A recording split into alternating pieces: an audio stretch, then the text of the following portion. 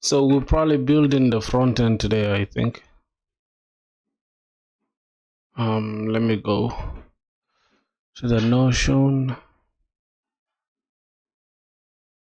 entity. What's going on here?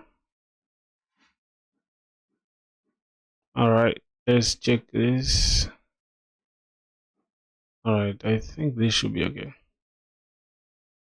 Yeah, this is the one. So today I think we're gonna go ahead and just add the front end, then we can see what's up.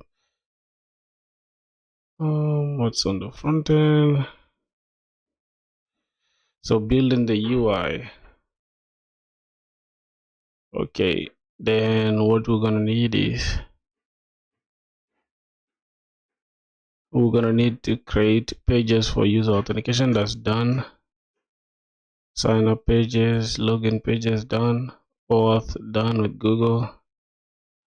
I don't know if we need the verify. I think we need to I think this should be the last thing we need though.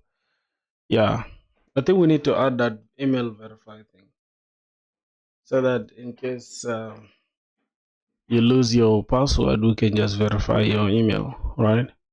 I don't know if we need it though. Well, I'm just speculating. I don't know. We might do it, we might not. I think we should do it. Then we can go ahead and build the entire UI. Okay, so open the front end. Oh my god. Could you bless me? It's so crazy. The world just not like a evil. Could you bless me? It's so crazy. The world's going on. I can't put this inside my soul. Yo, Real Ahmed, man. What's up, bro? How are you doing? How are you? I'm cool, man. I'm good. I'm good, man. Just chilling. Um, you're the first. Thank you, bro. Like, bro, you're my biggest supporter, bro. You just don't know, man. I appreciate you, bro. You show up every single time to my stream. You might miss here and there, but that doesn't matter, man. You get it. For me, I'm using these streams to teach myself how to code. At the same time, to also just put myself out there to also learn like communication skills and yeah, there's something like that, bro. That's all that matters for sure. So let me see what else. I think we need to work on the verification, the verification page. So this is the user profile. All right, let's go ahead and see what we have. There's a new, bro. Why is Casa? For some reason, Casa is always having like an update. Like every single time, bro, Casa has an update. I don't know why. For some reason, it always has a new update, bro. I think it's just my computer, I guess. I don't know. Yeah. Let me see. Oh god.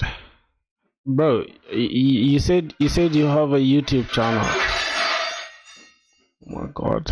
Some noisy background. Is my voice clear, bro? Are you hearing me clearly? Are you getting me clearly? Okay.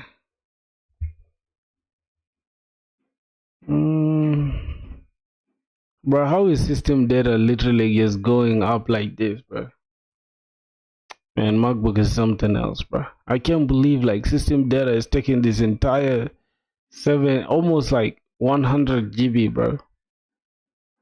Almost 100 GB. I don't know for why. For what reason? I don't know, bro. On dev. Oh my god. Alright, let's open that.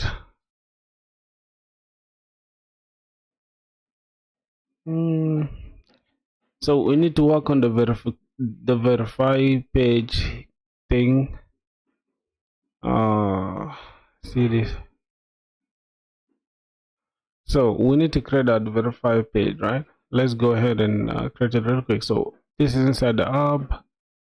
we need the verify page. So why are these ones just like loitering here like this? Why can't we just organize them inside auth, right? We can just have them like I'm thinking about organizing them, so let me try to create this folder and then just put them inside. This is just for organization, by the way. So okay, so user profile is not related to the auth. I don't know, but for some reason it still has auth in it. Let's just leave it out. Okay, then this one we can have verify. We're just gonna have call this verify page.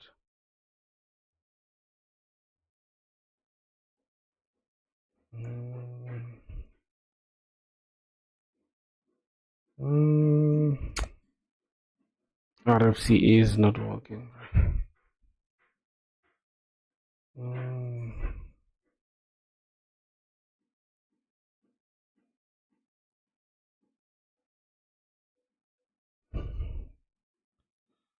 Code completion.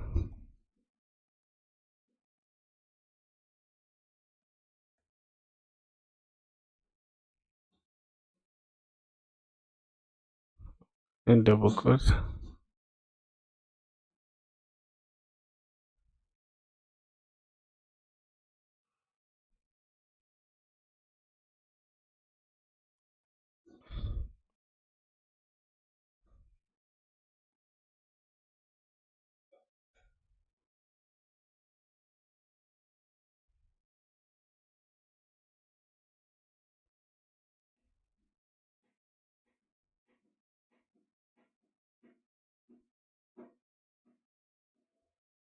I don't know. Let's what can I look for? Wait a minute. It's called React.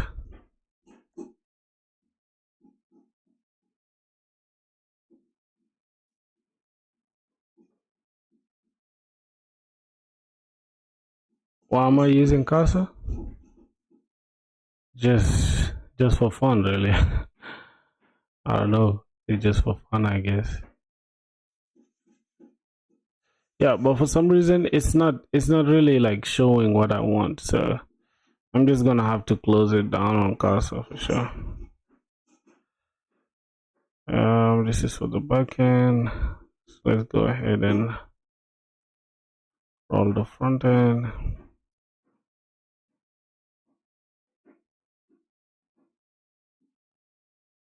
Equal front end.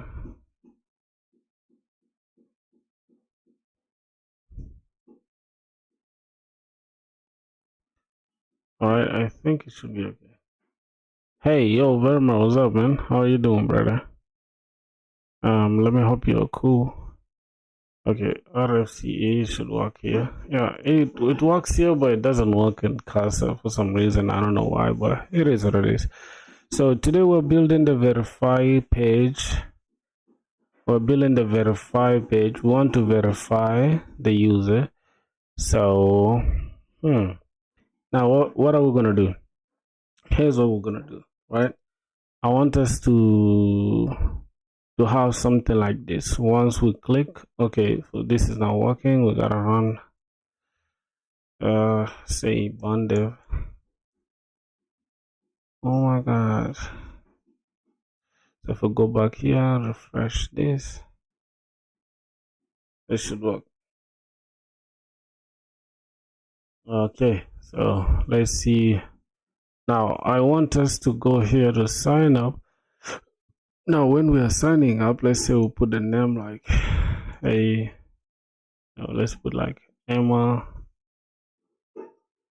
and once you click sign up, is the sign up supposed to come before the verification, or I don't know if we need to verify that for sure.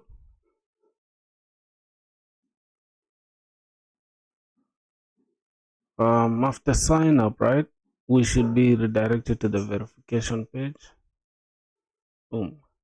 Then verify your your email, but I don't know, for some reason that's gonna like I feel like that's just extra work on the users. Let's just keep it simple. Let's just keep it simple like that. Just keep it simple with the authentication. So what I'm gonna do, let me take this light mode. All right, let's say we get logged in. Let's go back. Let's sign up with Emma. Let's say the name is let's just say Emma. And the email, let's say Emma at gmail.com. And something like that. Then we just say sign up, internal server error, because our server is not running. That's true. Oh my god. So we gotta run our ecom backend filthy. Let's go, we run it. I don't know if we should run it with the WebStorm, because for some reason I feel like WebStorm is heavy. But let's just keep it like that. Let's go to the ecom backend. We're gonna have a backend thing there. So let's go ahead and open the terminal, see what we're working with. I can say bandev to run the backend. Okay, the backend is running. That should be okay.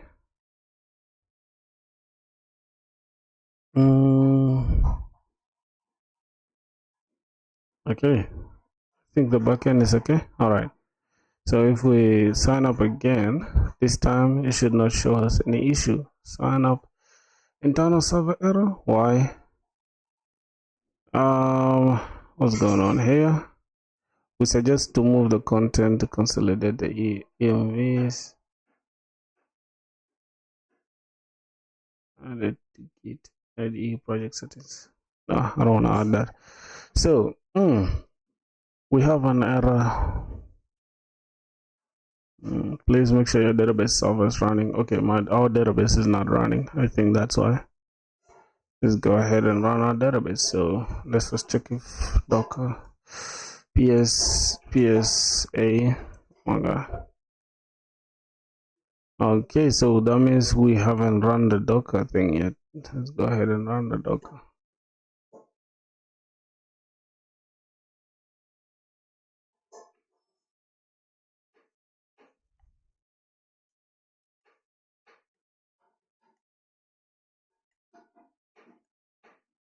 Okay. Docker.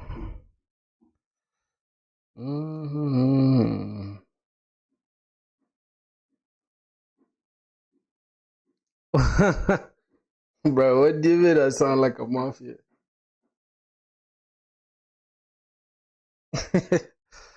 You're so funny, bro. I don't sound like a mafia, man. Docker Compose. I want to finish this project, bro. I want to finish this project. For some reason, this is not good. This is not good. Let's bring this Docker down. Docker Compose down. Okay. We need to run Docker Compose. Docker Compose up in detach mode. Okay. I don't sound like a mafia boss, bro. What do you mean by that? Hey, brother. Hamid Khan was good, man. How are you doing, brother? I hope y'all are cool like that. Okay. What the hell? So let's go back here. That shouldn't be a problem. If we save, let's just save. And let's restart this server again. Say Bandev. How are you, man? I'm good, bro. I'm good. I'm just chilling, man. Just building. Sign up now. Yep, sign up. Successful redirecting. Now, that error that we have about sign up and for some reason we don't get redirected. I don't know why. We need to address that.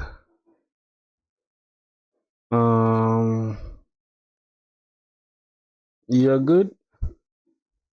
So When I was always asking questions like, bro, when is the right time for somebody to start applying for like internships? Internships. I think I should do an internship first before getting a job. I feel like that would be the best bet for me. So I want to finish this project today so that we can just we can go to the other application, finish that application, then start applying for internships, and as well as start doing lead code. So every day we shall be doing lead code every single day as I'm also applying for internships or jobs, any that I'll get. You understand? Any that I'll get. So that's the thing. Mm, let's see, bro. It's hot in here, super super hot. So after the email sign in, for some reason on success redirecting, we are not redirected. So can we say redirect from next navigation, and need us to be redirected to a page that's like, let's say, dashboard. Want us to be redirected to the dashboard. Go for some genuine companies. A lot of scam internship nowadays in the market. For real, right? Okay, that's true for some reason. I believe you on that for sure. So now let's try to log in, and then let's also go to the login page. I think I'll consider that for real. I need to get a job ASAP, man. I need to get a job ASAP. Yeah. But bro, as you guys can see, bro, I'm not as happy as I was like from the start, bro, because I feel like, bro, everything is just like for some reason like somebody just said some bullshit that has just like it has just like killed my motivation, bro. I don't know. Like for some reason, I don't know, I tend to take things too seriously, bro. And that shit hurts me, bro. Okay. So the shit has really pissed me off. But it is what it is at the end of the day, bro. People are always gonna feel a type of way about you. And that's nothing you're gonna change. So it is what it is. I just want to get a job so people can stop thinking I'm doing this for money or whatever, bro. Like I genuinely love to talk to you guys. I genuinely love to like get to know you guys and communicate and all that stuff. But turns out people just have some negativity, bro, and that shit just kills my soul, man. You know, I just completely forgot about the entire thing yesterday, right? But the same person, I don't know, the same person reached out to me talking about, bro, why is this? Is like, bro, you just said some bullshit about me, bro. And now you want to act like you're my friend. It's crazy. But it is what it is at the end of the day, boys. So let's keep walking. I want to get an internship or a job, any of the two. Okay, so for this, we're going to have to create a different layout, .ts or tsx. And we're going to have to create page.tsx as well. So, oh my God, my eyes, bro. You know what? I'm going to code without the glasses for now. Without the sunglasses. Then when we feel like our eyes are hurting, we can go ahead and put them on. So let's see. The dashboard page. I don't know what we are going to do there, but for now, let's just keep it a placeholder. Let's just call this dashboard page. All right, we can just have a h1 say dashboard page. All right, so now we have the dashboard page. So this is only for logged in users, right? We can go here in our container and just remove something. I want to remove this justify center. I think, yep, item center, justify center brings it to the center. I think this is what I can say justify start rather than justify center. So we can just start from the front part of the page. All right, let's refresh this. Oh, so it's actually item start, not justify start. Okay, something like that. So we can just start from the use eyes everyone on your eyes for 5 minutes really helps. Oh, for real? I didn't know that. I don't really like. I don't know. I don't use eyes and all that shit. So I don't know. I might give it a try. So, boys, do you guys like light mode? Because it's still early, bro. I doubt if light mode is gonna hurt your eyes. I'll just say, I'll just say. So let's give margin to the top. Let's give it something like 12. I think 12 margin to the top is good. All right, that should be okay. So we can go ahead and build the dashboard page. But the dashboard page, we're gonna keep it simple. Getting started. Okay, so getting started takes us to wait. Why is there some delay in getting started? Oh, let's hold on. This is the home page. Wait, where's the home page? Here. Now the home page is funny because we are supposed to get this login right outside the button itself. The button should be the one inside here. As you can see, we need the button here. So the button will be engulfing the link. So let's cut this and let's drop it here. Something like that. Yep. Then if we hop on this, if we refresh, yep, and boom, that's good now. All right, I think I did something wrong, boys. I need to do this. To go here. Yep, there's nothing wrong really with that. Okay, the container is okay. The login page, let's go to the login and log out login page. So for some reason we gave it what's this, maximum width small. Wow. So boys, here's the thing. Now the login and the logout is okay. We don't have a problem with that. Let's try to go to / user profile. Let's see what happens. So this is the logged in user. That's the logged in user. We can log out and we shall get redirected to the front page. Okay, then let's continue again and sign in this guy. I need to just put my okay, then we log in. We're supposed to be redirected to the dashboard. All right, now the entire login logout flow is working. So what else do we need?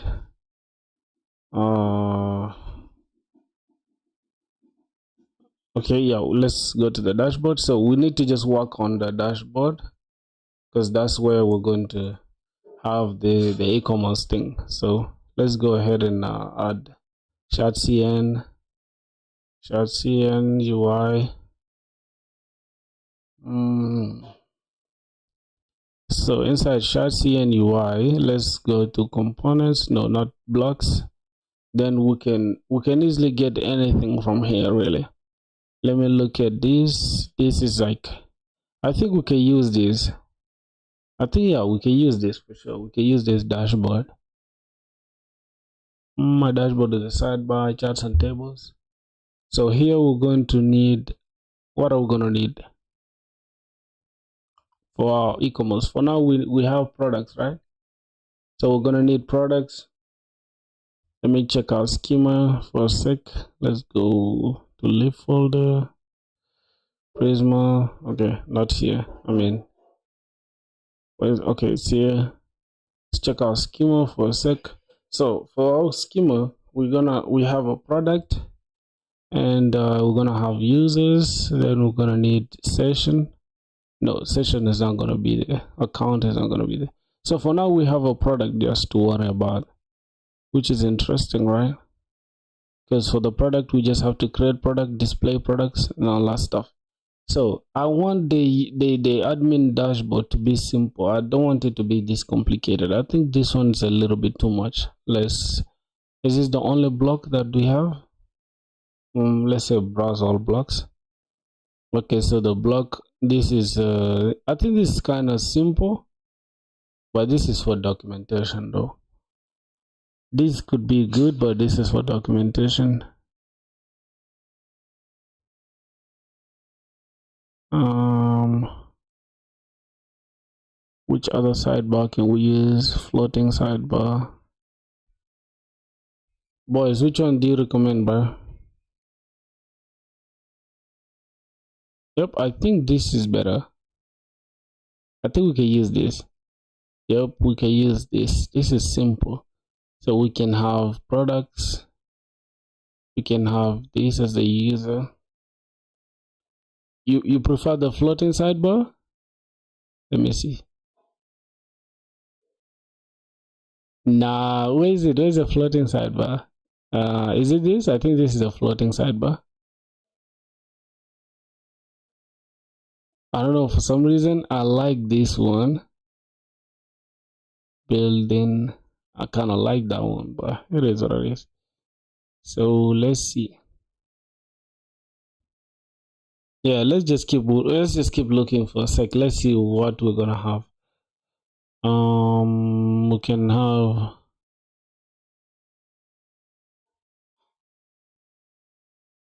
yeah, bro. Let's see, what's this? This is a sidebar in a dialogue.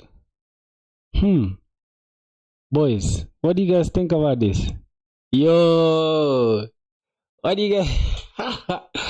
I think I like this better. I swear to God, bro. I don't know. This just looks good, man. But it's okay. It's okay. We're not gonna do too much here, right? On the sidebars and all that stuff. We can just use components. We can use the components and just build it brick by brick. So we can just build the component, the first sidebar. Yeah, that one too is insane. I like the one that pops up with the model, but let's see how we can create brick by brick. I think it's called sheet. So what we're gonna do, we're gonna have something that is gonna be like create product, then it's gonna come from the left like this. Then we can fill in what we need. You can say like the name of the product, the price, and all that stuff. Then we say create product and close, right? I think we can start with that because we have only one thing right now, right? Let's look at the, as you can see from our schema, so far we've worked on the credit on the product. So we've, if you go to the controllers, we'll go to the product. We've created the product. For some reason, this is unnecessarily large. Let's just leave it there. Okay, so we've created the product. Where is it at? Okay, yeah, we have. What is it? So we have create product there, and we have get products, get product by ID, update product, and delete product. So we have the entire CRUD thing for the product working. So what we're gonna do, I think we can just build our dashboard like this, right? We can have something easy like this. All right, so this sheet will be inside. This sheet will be inside the. Let's look at the. Where is it? Where's the sidebar? I saw sidebar somewhere. Yep, here. So let's click the sidebar. Let's see what we have here. So okay, this is data fetching. How we're gonna use this though?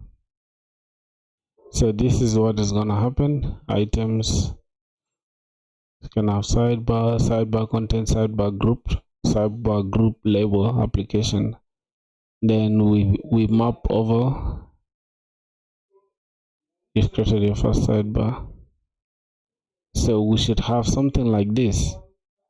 Yep, I think I'm okay with this sidebar like this. You should see something like this. So boys, let me go ahead and install that. So where is it? Let's go here and install sidebar. Okay, let's go ahead and say burn add sidebar.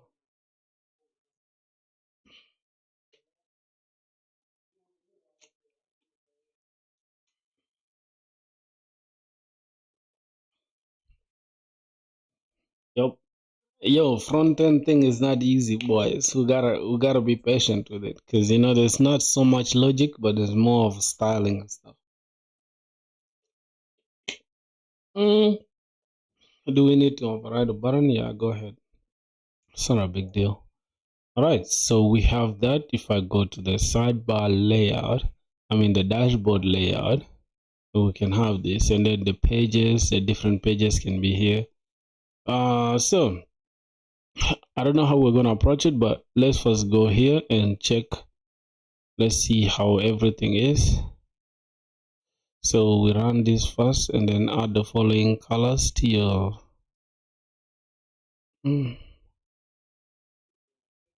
the structure. So this is a structure. We have a sidebar component composed of the following parts. The sidebar provider handles collapsible state, sidebar container, the sidebar header, and the footer. So as you guys can see, we have the sidebar footer and the sidebar header. Both of them are sticky. They're sticking to the bottom. That's sticking to the top. And we have the scrollable area, which is the midpoint. Right. That's great. That's great. So I think I'm okay with this, but I want to, for some reason, I want to know. Let's browse this page. So I want to see how everything is going, right? So let's say browse blocks. Oh, for this one, let's just go to the code side. I want to see how everything is. Okay, so this is inside just a page.tsx, and the rest is inside the component. So we don't even need to create our own layout. The only time we shall need to create our own layout is if we are creating our own sidebar. So we're not creating our own sidebar. Let's leave it like that. So let's go ahead and replace. I think we could actually go ahead and use this, but for now, let's keep it simple and use what's here. So we have this going on, and the next thing is we can say manual, and then we can copy this, but that's gonna take time. So we'll go over the colors later. So let me first check the theming session. I mean the globals, the CSS. Let me see if it added anything. It doesn't seem to have added anything, which is interesting. So let's check the layer base, the root, sidebar. Do we have sidebar? I think we do have sidebar. So it has added things inside the sidebar. That's for theming and colors and all that stuff. Cool. Then how to use it? We need to create a layer. Inside this, we just wrap the sidebar. We wrap our main or the entire thing with the sidebar provider. Then we put a sidebar, and then we have a sidebar trigger. Then we have the children. Then how are we going to call it then? Then inside the components, we import these components, and then we're gonna have sidebar header. Boys, y'all know like it's not easy to create this sidebar thing, right? So add a sidebar provider in this. So this is inside the layout. The first thing is sidebar provider, and then we have the up sidebar, then main. Inside the main, then we can have the sidebar trigger, and it wraps the children. I'll create a new sidebar component. So rather than just having to create another thing, right? So I might as well just create a layout inside here. This is gonna be layout.tsx. Yeah, I know I said we should remove it, but we need it for some reason. I'll show you guys why we need it in a sec. Let's go layout.tsx. Then for this one, we're going to create this layout, right? As you can see, this layout here, I don't want to affect the main layout, which is this one. I don't want to affect this main layout. So we're not gonna add it here. I'm just going to create another layout.tsx and just import what we need. All right, so we can go ahead and say export default function. Let's go here. Let me first close everything else. Okay, then we can have RFCE, and we'll call this layout. We can just say dashboard layout, really. Say dashboard layout.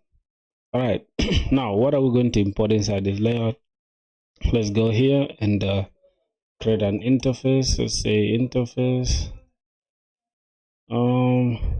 Now interface, or we can even use types, but let's just call this say children props.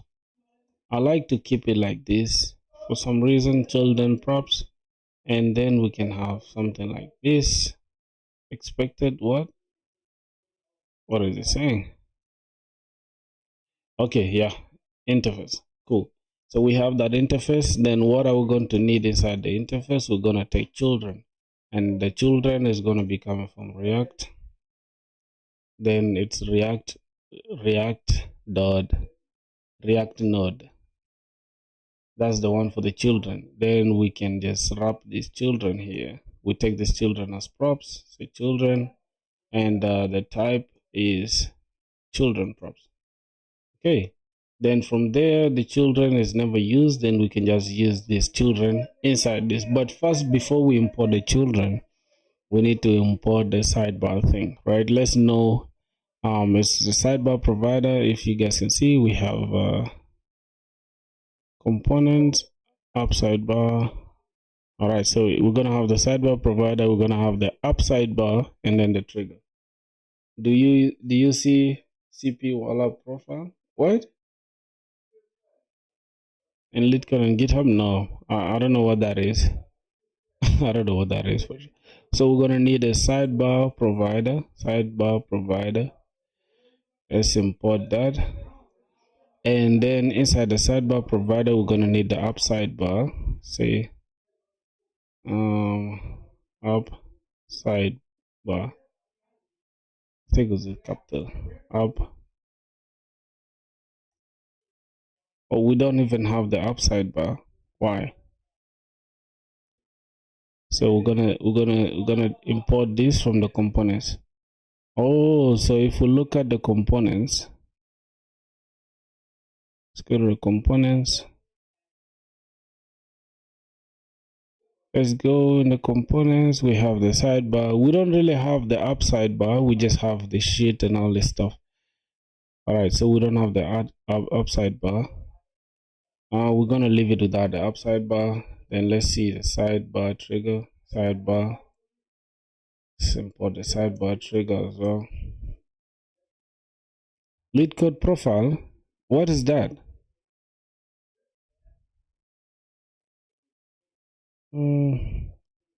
Sidebar provider.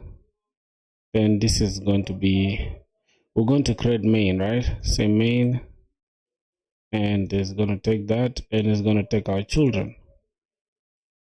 It's going to take our children. Okay, so that should be okay. Children. Yeah, for some reason I cannot see up sidebar. I don't know why. Up sidebar from components. Up sidebar. Why? So inside this, we're gonna have sidebar. Oh, so this is our components. We're gonna have up sidebar.tsx. So this is what we need to create. We need to create this inside the components. We're gonna need up sidebar.tsx. So let's go.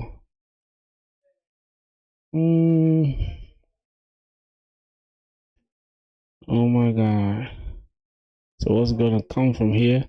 So this is just going to export these things from this UI, right? So let's go inside this UI, inside the components. We just call this up sidebar. Up sidebar. I think the up sidebar is still the same as this sidebar thing. I don't know if I'm mistaken, but I have a feeling this is the sidebar thing we have. So let's go here. Let's try to import sidebar. Let's just say import sidebar from the components. Should it be like that? I don't know. I think it should be like this. Sidebar. Then we can have a sidebar header, sidebar content. So I'm just going to copy this one, whatever that is inside, and just bring it here, drop it here. These ones I cannot find. Okay, let's just import them. Let's import. Oh my god, I hate to see this. So, yo, what's good, bro? Java boy. Yo, big boy from Java. Let's import these ones. Let's copy that. All right, and if we go back to our, let's see, we refresh this page. Hopefully we don't. Okay, we have this. this is looking funny, boys. I don't know what that is. I don't know what's happening. I don't know what's happening here, but I kind of like what's going on there. I'm not gonna lie. You good? Yeah, I'm chill, man. I'm just chilling. I'm just chilling. What's up, Vilty? I can see you are now practicing to become a front-end sorcerer. Yeah, that's the e-commerce project. Somebody saying I'm practicing to be an e-commerce sorcerer. That's crazy. So this should actually be inside the layout.tsx, not this. So let's cut this out. Let's go to the layout. This is what should be there. So this is a provider. Not the layout. We're gonna have a sidebar. Let's just say sidebar.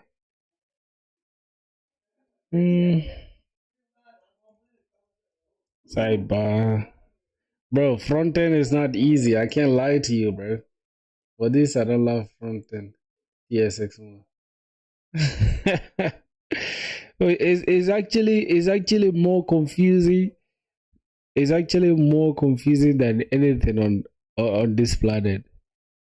Sidebar .tsx RFCE, and then we can have this.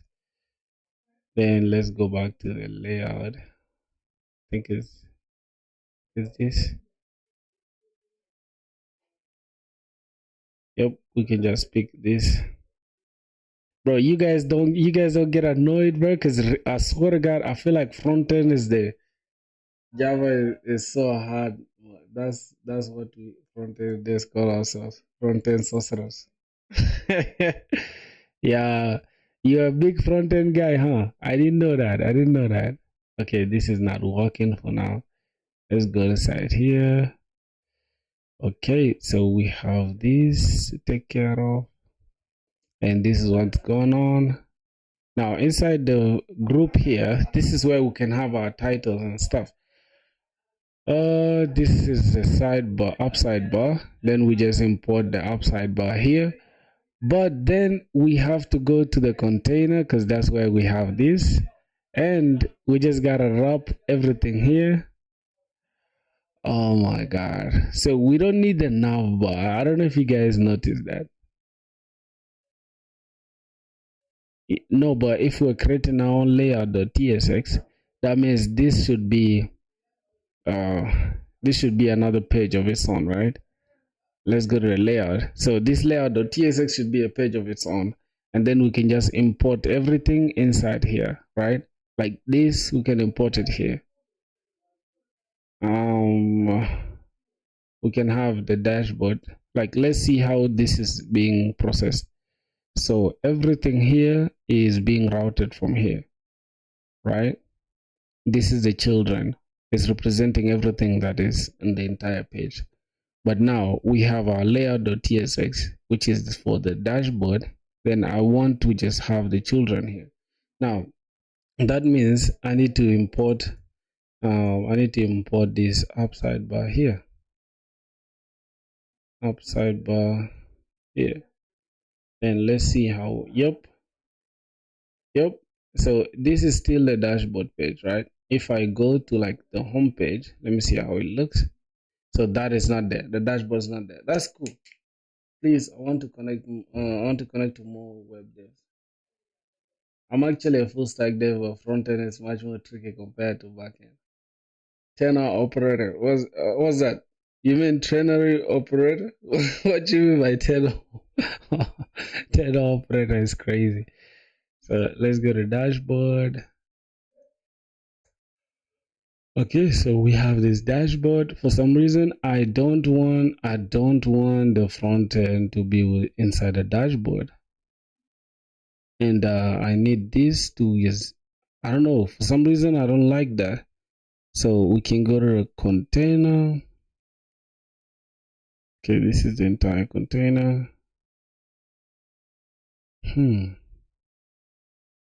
Now let me try to say, I'll comment out everything here, and let's see how everything is gonna be. Built-in class. And layout.tsx. Let me remove the children from this container. This is getting out of hand now. What's going on here? Check the random method of root layout. All right, let's go back here. Let's uncomment out this. Boys, do y'all boys see the yo bro? Max Vin was good. Wow, I'm literally having a hard time right now. I'm having a hard time right now, boys.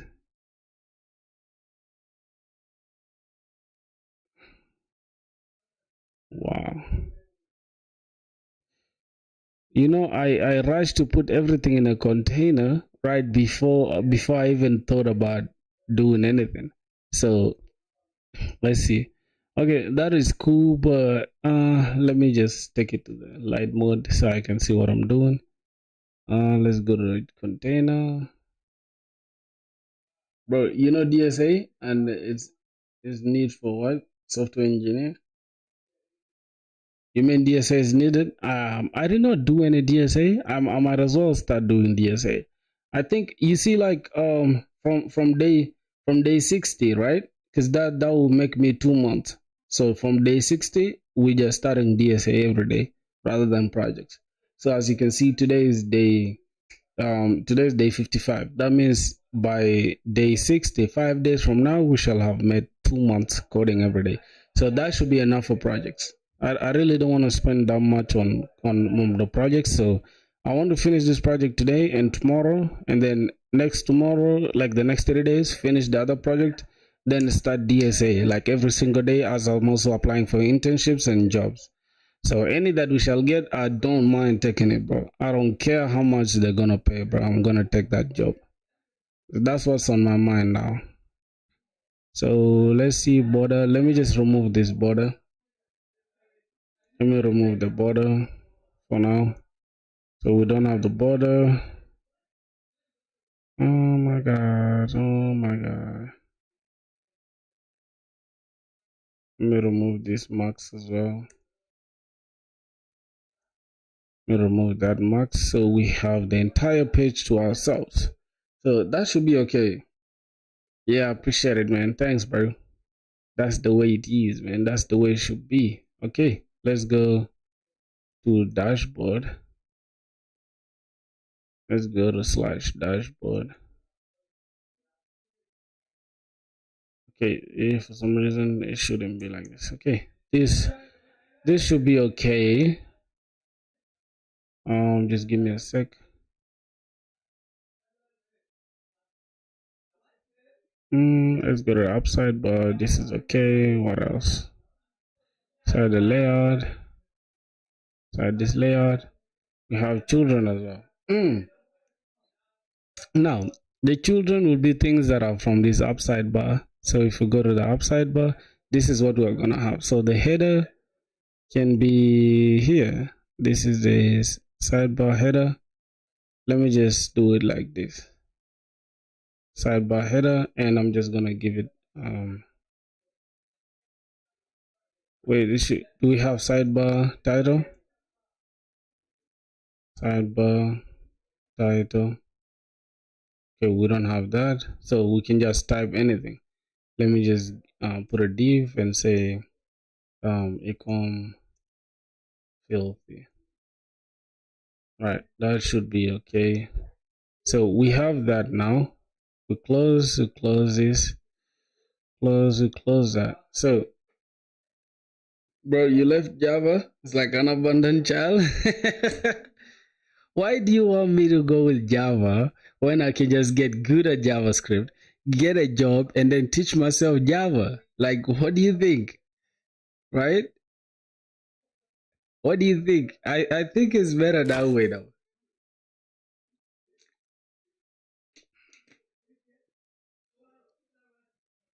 Cause for some reason this trigger is, I don't like the way this trigger is. Okay, for some reason that is what's going on. I don't know, I kind of don't like.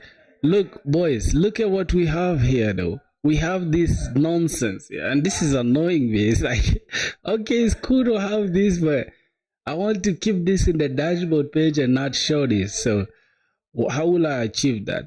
Right? I need to go to the container and try to create this layout. Let's say we're gonna have cons. We're gonna need path params. I don't know if it's the same as path params, so I'm just gonna say path name is equals to use path name. Okay, so since it's a use state, we're gonna need to say use client. They're pretty much the same, but a software engineer thinks in a broader picture. Use software engineer personal plans, system designs, and stuff. A broader picture. Yeah, I feel like that's all that matters really. Yeah, all that matters is just let's say cons is page active. So that's a function,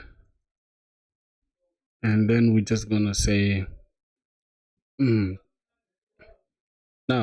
is page active is equals to, if the path name is equals to now. So I want to just address this like this, right? As long as we have this path, so let's say path name is equals to path name, if the path name is equals to slash dashboard. What am I doing?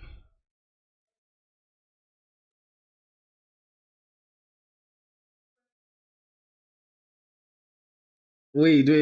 What's going on?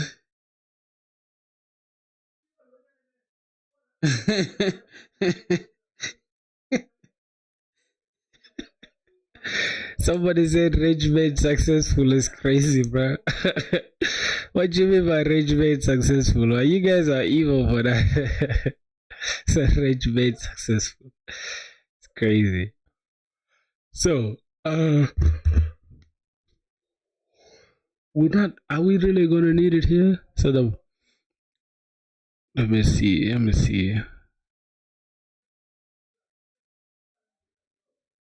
Okay, for now, I really think we need to delete this container. I've made up my mind, boys. We don't really need a container there for sure.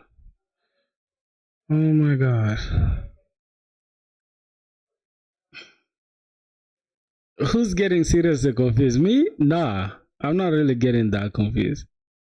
Wait, what's going on here? Oh, these hooks. Who made these hooks here? I think this hook was made by the sidebar, right? Okay, so let's go back to the layout.tsx. Bro, do you guys know how hard it is to understand like how this entire thing works? Especially for Next.js. It's not easy, boys. So somebody shouldn't say I'm confused. I'm actually confused, but not too confused if you think about it.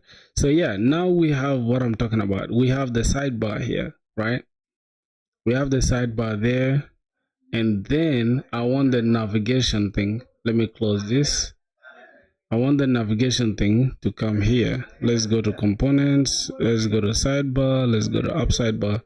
So we're gonna need this. Now we're gonna need a sidebar trigger, and the sidebar trigger shouldn't be inside this layout here. We don't need this. We don't need the sidebar trigger to be here. Respectfully, bro. Sidebar trigger shouldn't be with this. So we can just wrap the entire thing with the sidebar provider, and that's it. Then the sidebar trigger can be below. So here we have children. Now, how are we rendering this entire thing? Let me refresh this again. Boy, what are you actually building?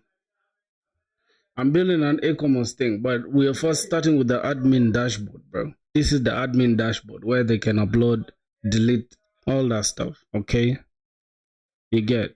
So, yep. All right. So now we have the title there, which is inside the sidebar.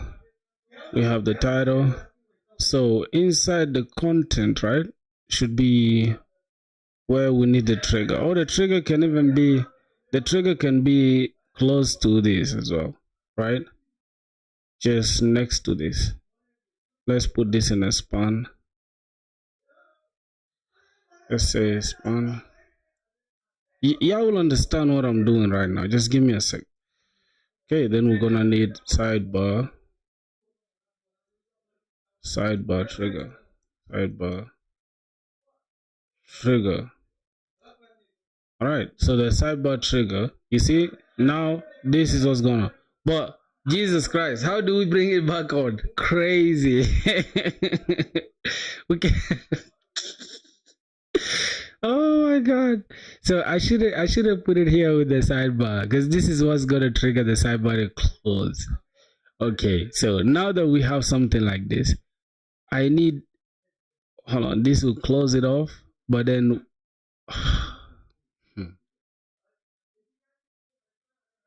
alright, man. Have a good one, bro. Have a good one. Have a good one. Let me just see. I think I can just pick this one up, right? Let me see. Upside bar the TSX interactive area.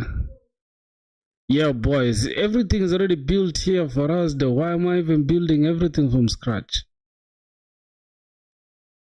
Right? I can just edit this. This is everything that we need, really. Then we can just edit the pages. Damn, what was I doing? So inside here, the page, the TSX, we're just gonna copy this. I didn't know Shasian had this, so why am I doing everything from scratch? I don't know. So I'm just gonna have to delete this. Let's go here. Let's replace this. Cool. Now we have this to create. So let's go here inside the sidebar. Then we just import everything from the sidebar, right? What happened to Java? What am I building? We completing the e-commerce store, boys. You know, remember we worked on the back end, so today we want to do the front end. So just give me a sec, boys. Y'all will understand what I'm trying to do in a sec. So why is this JSON? Like, bro, god damn it, that's a lot of work for the JSON. It's too much. Okay, so let's go here. I'm just building the admin dashboard now. So this is up sidebar.tsx. So inside this sidebar, we're just gonna call this up sidebar sidebar.tsx. Then we can just replace everything here. Good. And yeah, I shouldn't worry about this at all. Like all these other things, I'll replace them. Anything that you see there, I'll replace it. I just want to make sure we have everything set up. So we need this. Okay, this is the chat area interactive.tsx. Okay, let's just say chat area.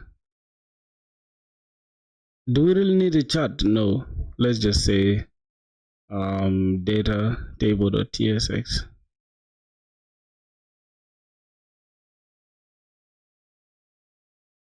Data table dot tsx. But boys, here's the thing. This is kind of confusing me now, because then I'm not even building what we want to build. Jesus Christ. Okay, this is asking me to do this. Sidebar provider, then upside bar. Then this is it. This is what is inside the up sidebar. And then your first sidebar. So the layout.tsx, this is it. Okay, then create a new sidebar component. Then this is sidebar, then sidebar. Now let's add the menu to the sidebar. Oh, so this is how we add the menu. And after that, we shall have something which looks like this. So yeah, let's just follow that, man, rather than doing too much with the blocks.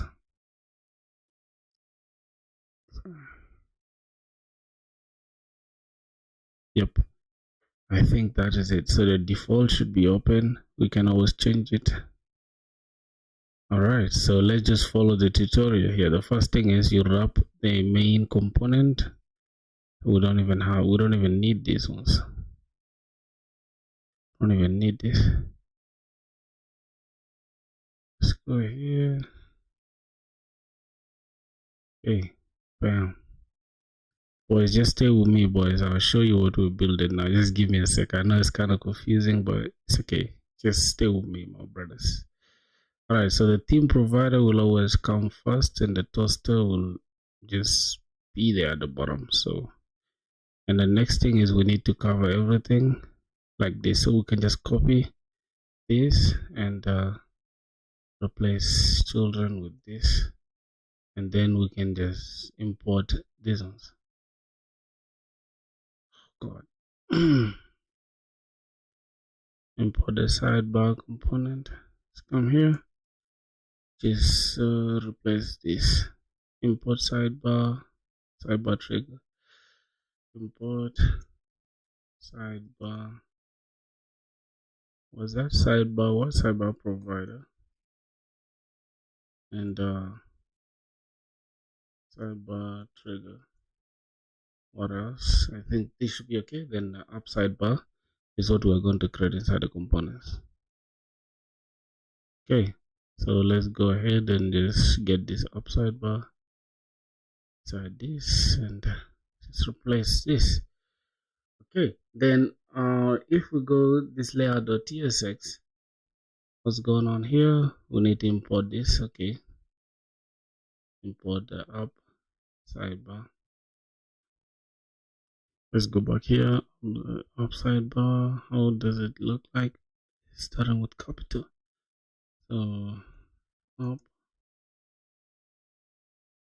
up sidebar has no. Okay, so we can have something like this. Up sidebar. All right. What's going on here?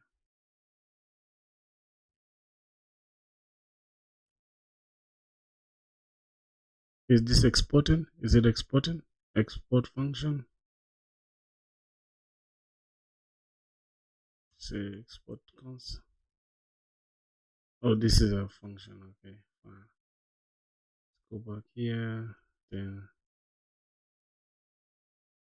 up sidebar, which is this one. And yep, that should be okay. If we go back now here, refresh, boom. Yep, now we have what we are looking for actually. This is it. Boys, y'all see what I'm talking about? This is it. So from there we can go to the home page. There, this. So that should be okay for now. All right. Let's go back to the sidebar UI. This is actually what we have, and then the items should look like this. That's good. Then yeah, this is what we should have. So how are we going to render this? So for some reason we have these children. Then can we wrap these children with a container? So I don't know. Let me see. Yeah, these children here, which is the page.tsx, which is this one. So if I come here, right, this should be this. Okay, get started, which is this. Cool. Then let me go here to the front, like home page, see how it's gonna work. So yep, that is interesting. So the home page can be like this. Get started. This is how it's gonna look. Cool. Now we just need to center this. So we need to center that. This is a login page. But okay. So we don't need to center each page by itself. Let's come here and just create, let's say, container. Then inside this container we can have container like this, so tsx and RFCE. Then this is going to import the children and all that stuff. So let's say import, no, we can have interface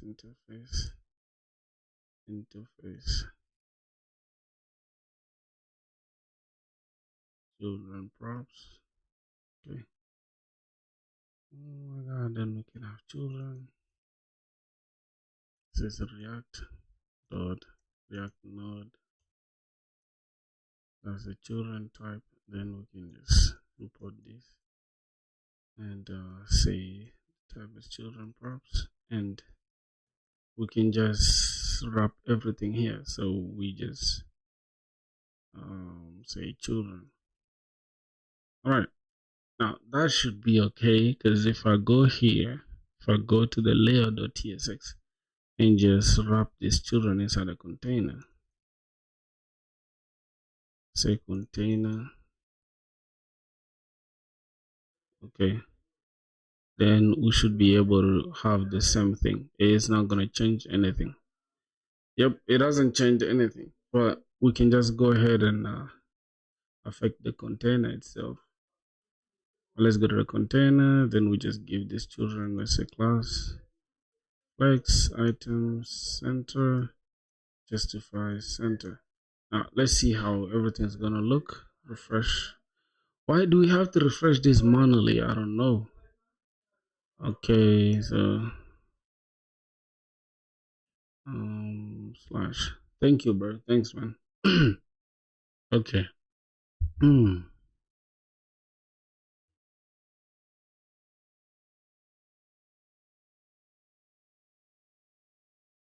Min hide screen. Okay, that is not helping. That's really not helping. Say text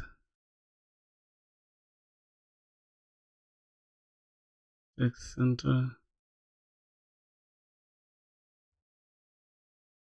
Yeah, that's not helping, boys.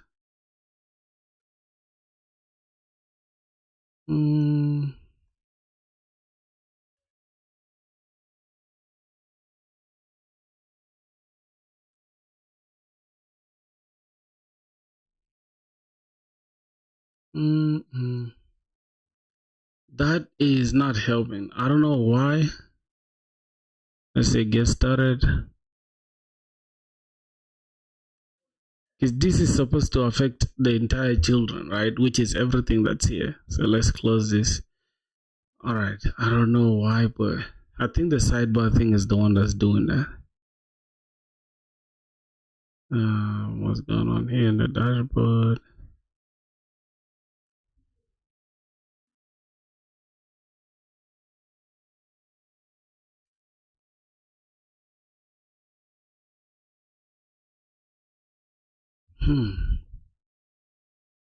Sidebar, upside bar.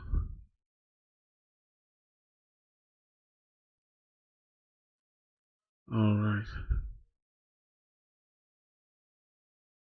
boys. Now this is kind of confusing. We have upside bar here.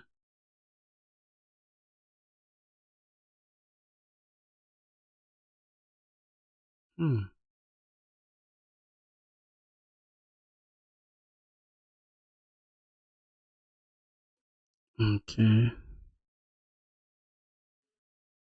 Let me put this inside the main. Oh my god. Class name, flex. Items center. Justify center. What else? Matter of fact, let me see. Because this is what always helps me, right? I'm gonna say border red, just so I can see what I'm working with. Okay, let's see that. Let's refresh this. Not border, background. Background red, so we can see. Alright, this is what we're working with now, right? So if I take back this and let's say I want to remove everything that's here except the background, red background, so I can see, because this helps me visualize what I'm working with.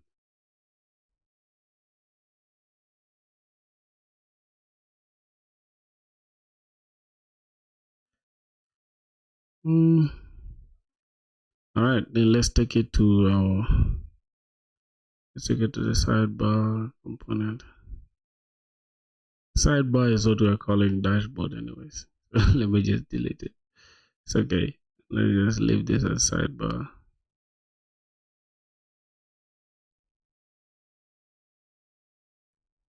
Okay, then let's go inside the container. Let's just check this out. Let's see. Okay, so it's still the same, Now we can debug it now. All right, so it's easier to debug that. I don't want to go to like the Chrome to the dev tools and all that stuff. So let me just change this. We'll call this dashboard.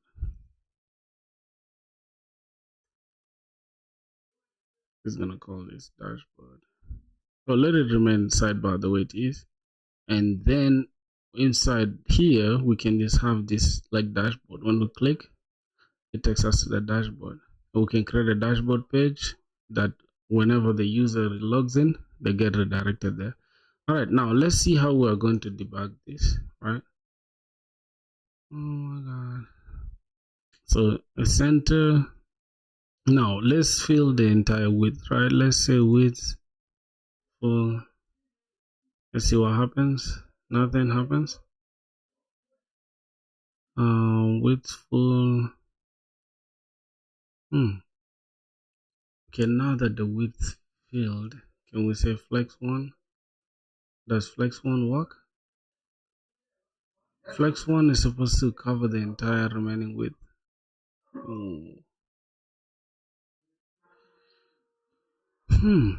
What's really like, what's occupying this other space? Let's see. We just use this.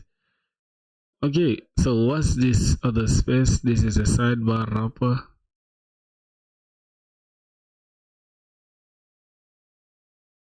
Mean height, item center. So this is determined by what is inside the sidebar. Sidebar grouped. Bro, do you guys find this fascinating, bro? You know how it's not easy to build a sidebar? Do you guys know that?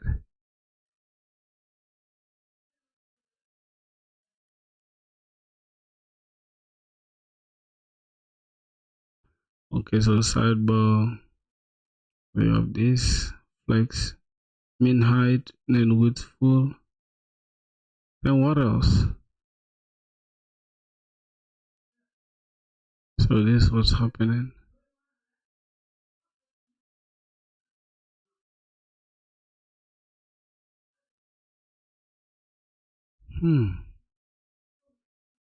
All right, so width full is not helping.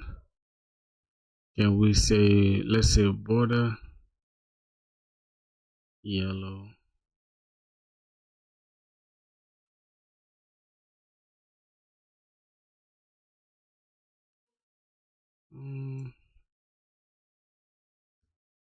We don't have border. All this color stuff that I'm adding, boys, is just to see like what I'm working with. For some reason, this stuff is not taking the entire width, bro. I don't know what's taking the entire width. I'm confused.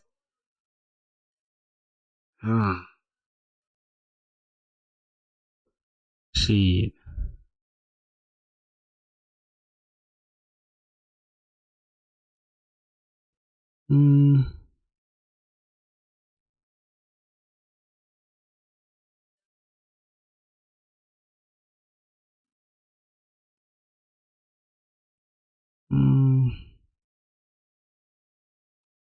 see, go to sidebar. Okay.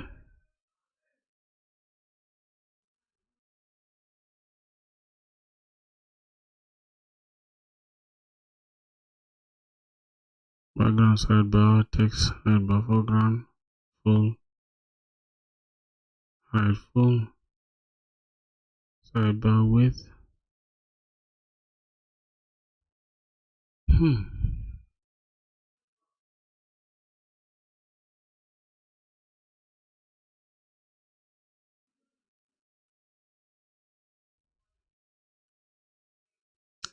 Ah, Jesus.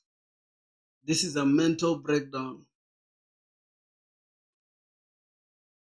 Oh my God.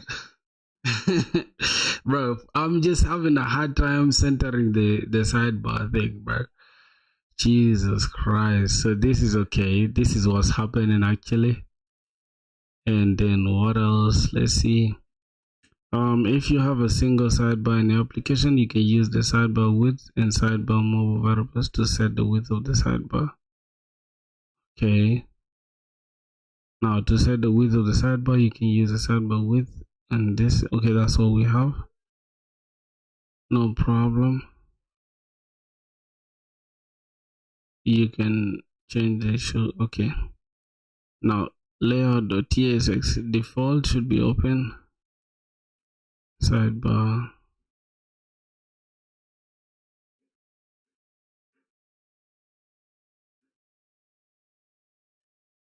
Yep. So we can have it on the left or the right, there's no problem. Now use the variant prop to change the variant of the sidebar. Now how do we add the components, bro? How do we add the components? Use sidebar. The following adds a drop down.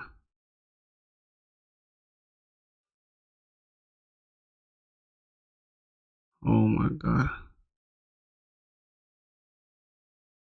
So this is what we have in the sidebar TSX.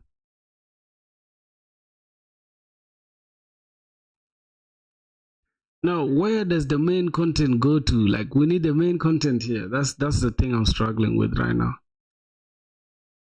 NPHRC and RC. Yeah, I already did that. I already did that for sure. Like, as you can see, we have the entire thing here. But for some reason, I want this to fill the entire space here, which is supposed to be flex, right? As you can see, we have everything. This is get started, children. Let me just remove that background.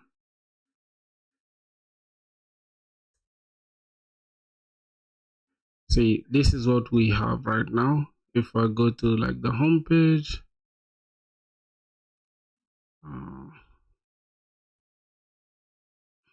for the component, I did that. Have you used flex between the sidebar and the login component? Huh. Speaking of that, I think I'm getting now the vibe, right? I'm getting the vibe now. So what I'm going to do, I think I need to take this upside bar and move it out of here, out of this layout.tsx, right? Yep, I need to remove it out of this layout.tsx. Just give me a sec. And then you see that the upside bar is out of there. Then I need to go inside the container and call it right here, just so it can be on top, right? So it can be on top of that. So this is how it should be inside the main. So we're gonna have main, and then we're gonna have this. All right, so let's go to the container so that it grows and it takes out the full. Yeah. Flex one, it's actually done by this sidebar thing, right? Let me just show you. Let me show you what I'm talking about. So I'm gonna put this main thing, and I'm gonna have to put this. Okay, so main, and then inside the main we can have the upside bar outside here, right? So this is going to be the up sidebar, which is this, and then I can have the trigger here. Can have the sidebar trigger. Okay, sidebar trigger here as well. So we can have it like this, and then go inside the layout.tsx and remove it from here, and remove this main as well. So we can just have it like that and just take off this. Now here we're still going to have the same sidebar. A provider is not provided. Sidebar provider. Wait, which one did I remove? Sidebar provider. Okay, I just need to take this out. It should be the same. All right, so everything is still the same as you can see. Let me just remove this. Then from there I can affect this, right? In the container, bro. Make the flex. Yes, I know.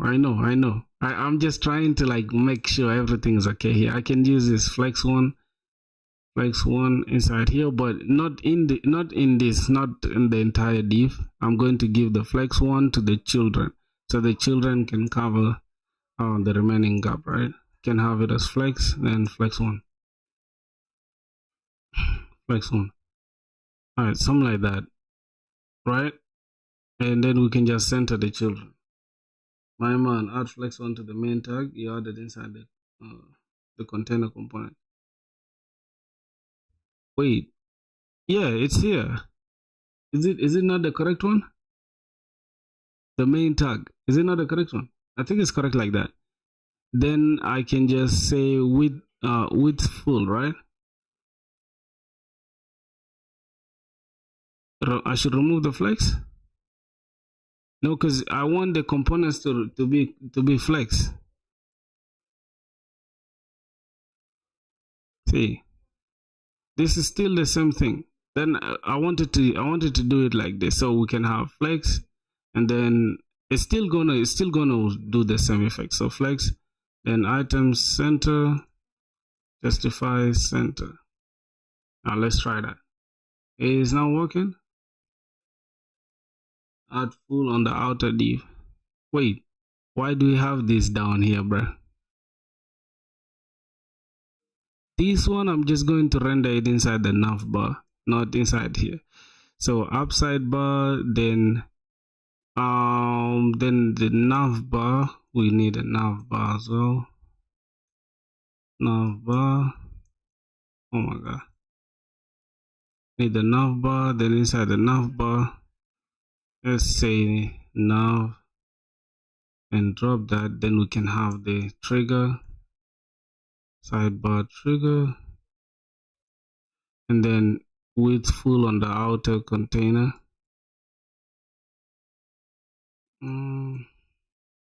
Yep, just try this. Item center, justify center. All right, now look at what we have now. This is okay like this, but we just need to make this flex, right?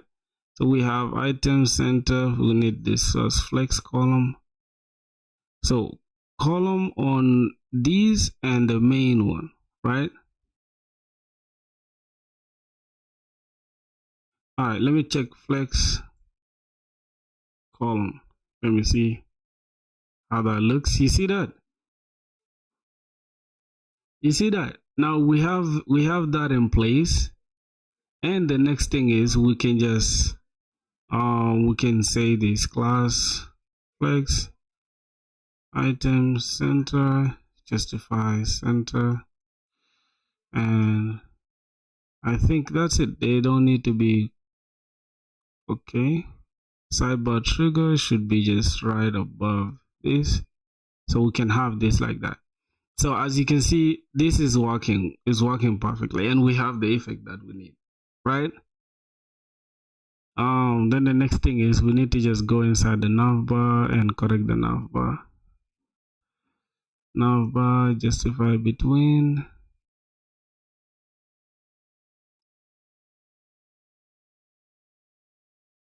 Yeah, you know what I want? I want this entire thing to cover this entire space. Let me show you.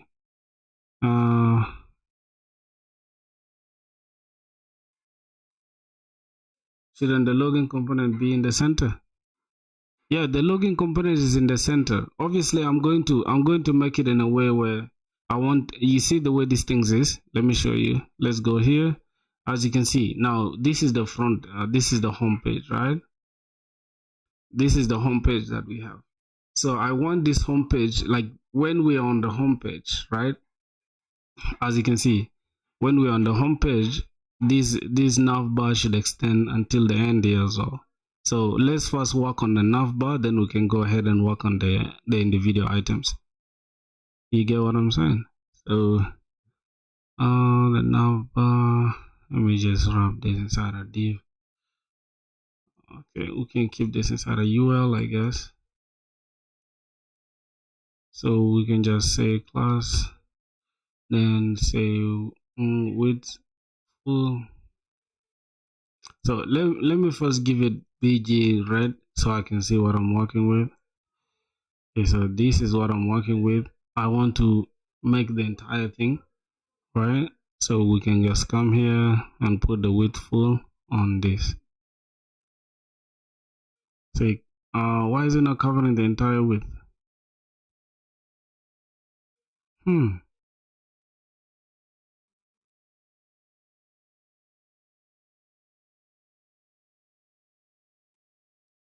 Let's go to the nav bar. Width full. Yo, this is not helping, bro.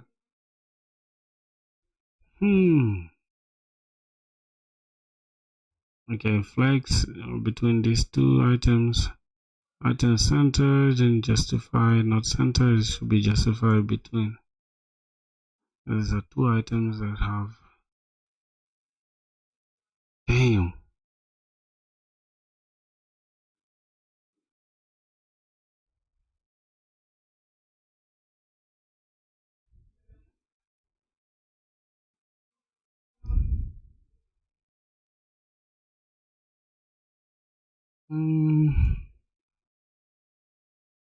Nav bar.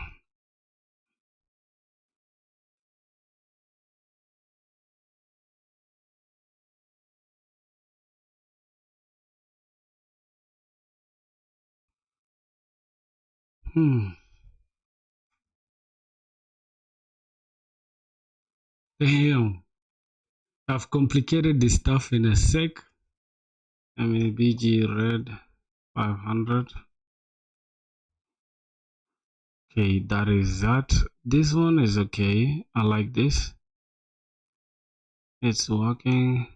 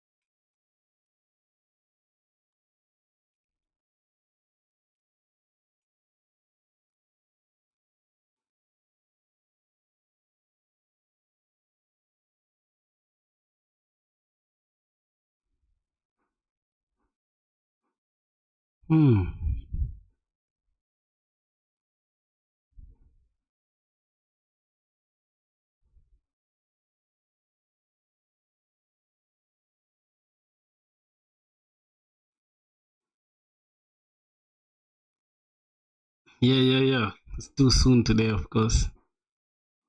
It's too soon, my BG. Say red 500. Okay, let me see what's going on. Then, how can we spawn the entire width?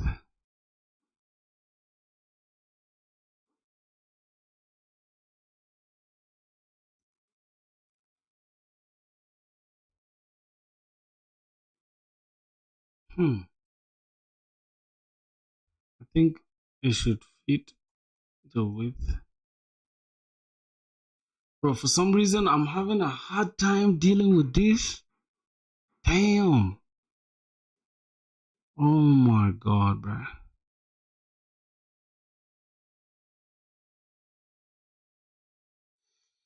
I'm having a super hard time.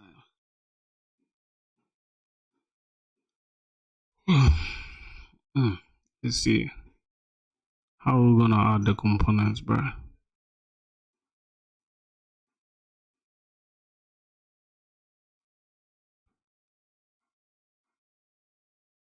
Okay, let me show you what I'm trying to do. So what I'm trying to do, right? I'm trying to get this thing like this nav bar to take this from this space up to the end here. You get? That's what I'm trying to do. And then we can have this stuff here like this. But for some reason, I'm failing to understand what's going on. Flex item center, justify. This is why I hate this here. I swear I hate front end because of stuff like this, bro.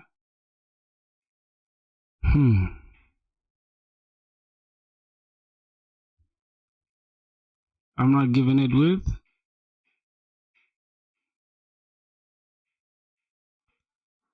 Let me first give it MX. Hold on. Let me see. Width. Let me give it 96. 96. Let me see. Oh, so I should give it, but I wanted to like fill this entire gap here, bro. Like, see, you see that? It's just not taking the entire width, bro. Let's remove this.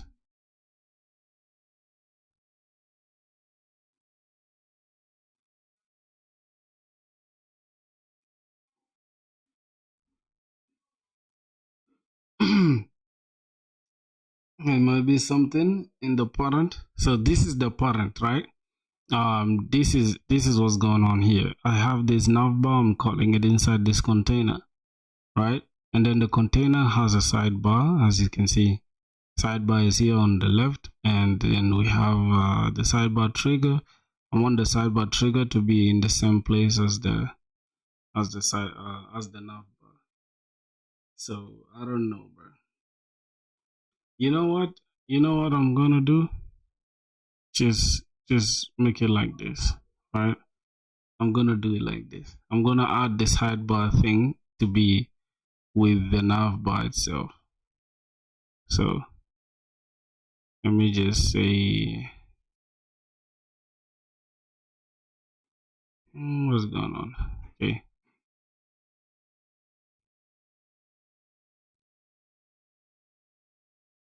All right. I just want the navbar, and then I just call the navbar here.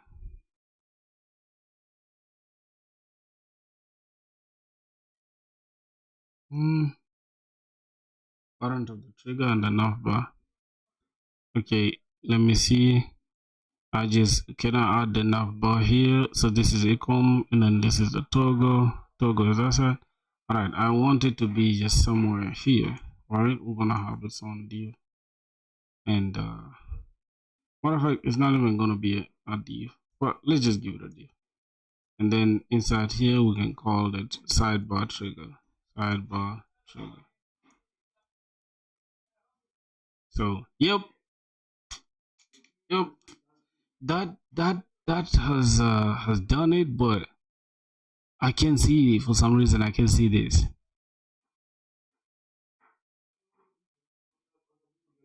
For some reason I can see the trigger thing.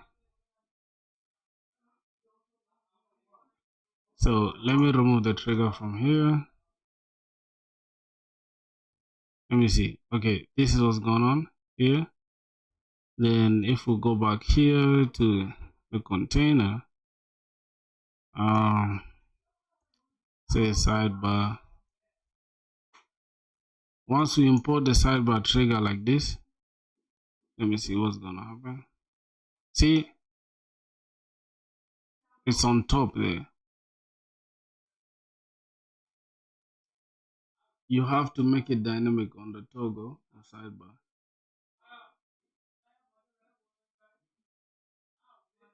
How can I make it dynamic, bro?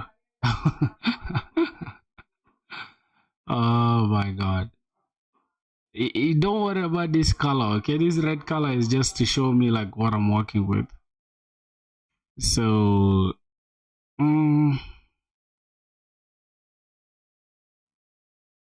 what if I remove this flex column? Let me see.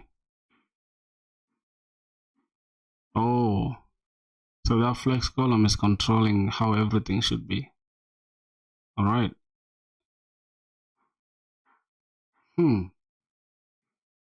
On the toggle of toggle sidebar, I need to make this dynamic. How? Using just JavaScript one toggle decrease the width. For sure.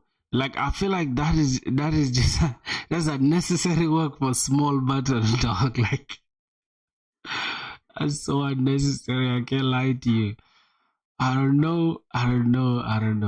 You see how these ones are, right? This icon filter thing.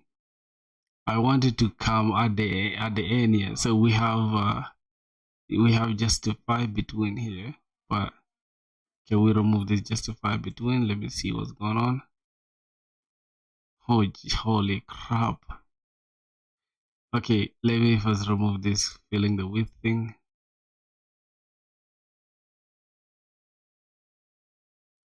Okay. What are you learning? Web development, DS, or any other programming language? Web dev, man. It will be on top. Just increase the index of the of the navbar. Okay. So I should just give it the index of like 50. Let's see. It will be on top of everything else. Let's remove this div for a sec. Then we need to make this sidebar. Let me give it a width full. Okay, so it'll be like this, right? And then let's put this here.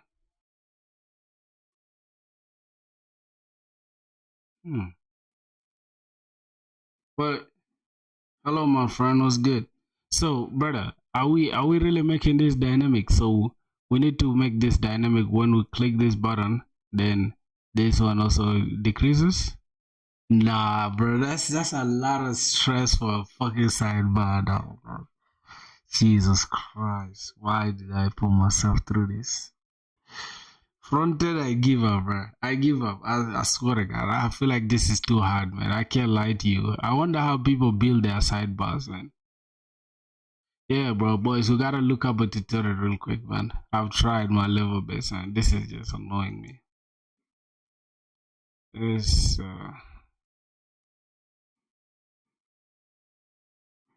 Yo, if I knew it was good, I have a company. Can you join? Yeah, no problem. I can join, bro. Just hit me up. Use pre-build. Nah, bro, but this one is stressful as hell, bro. Like, especially sidebar thing. Wait, I think this dude is building something similar. Let me first see.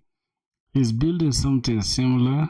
Let's go to the end of. I think I can see some admin dashboard. Good.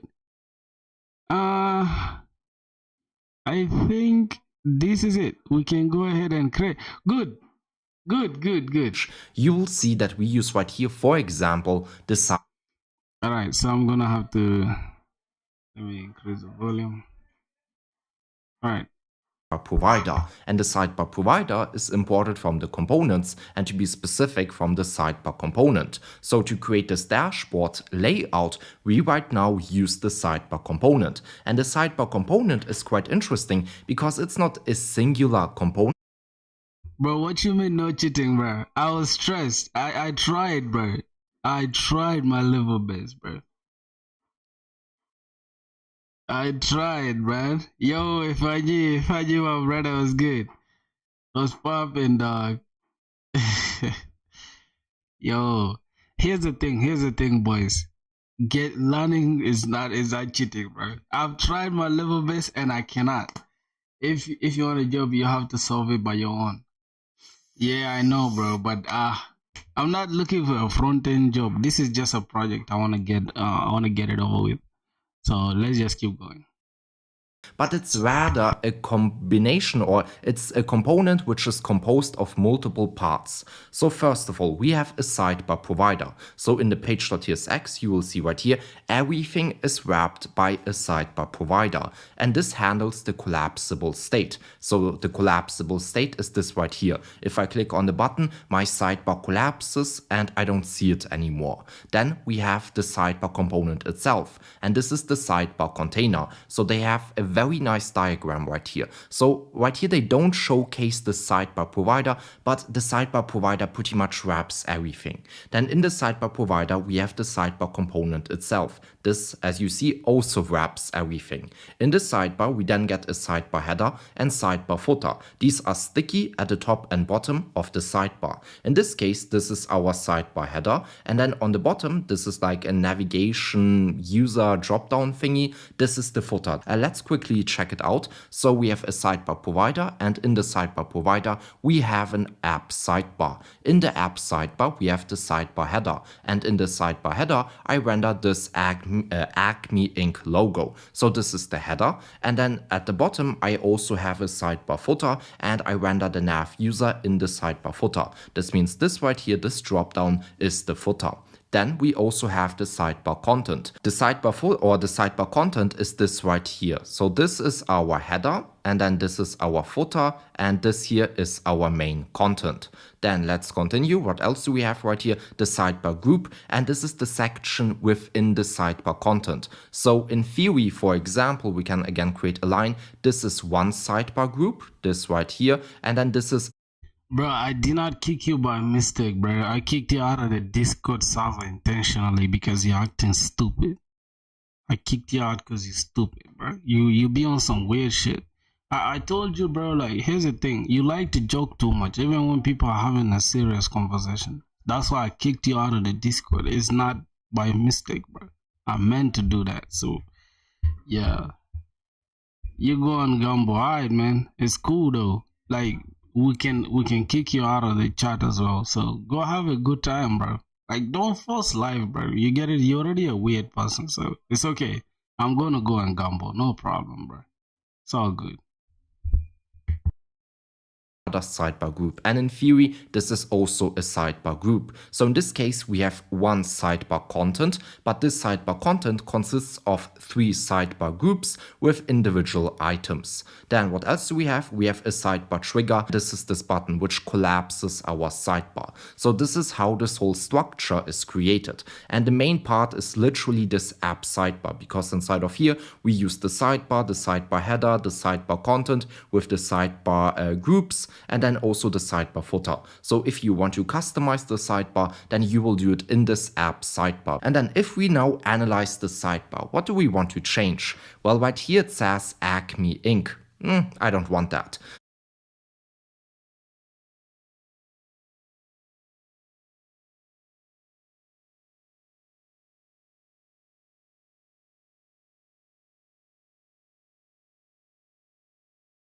Drop down, I currently get 1 error. That's because I don't use the email. That's fine. I will just disable the CS-lint. Who cares? And then we are finished with. Wait, somebody said tutorials are just killing us. Not all, but they said tutorials are just shit.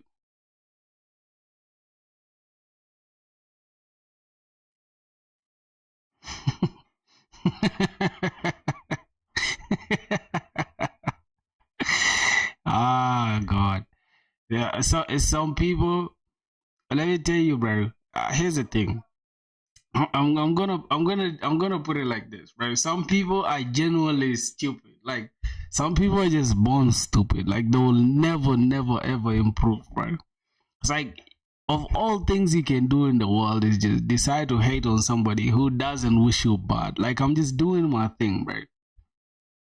I started it, bro. Let me kick you out of this chat, dog, because you're a weirdo. Matter of fact, I don't want you to watch my shit, bro. You might as well go ahead and and fucking unsubscribe, bro. Because you're a weirdo, dog.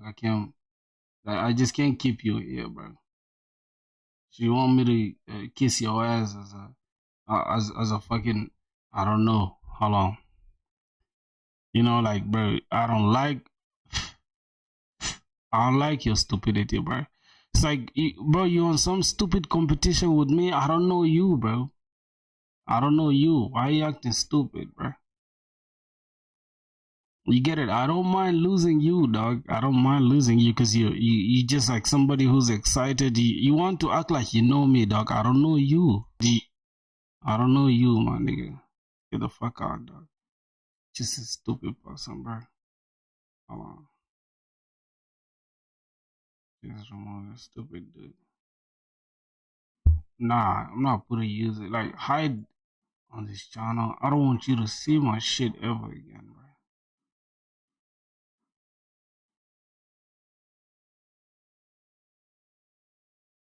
Yeah.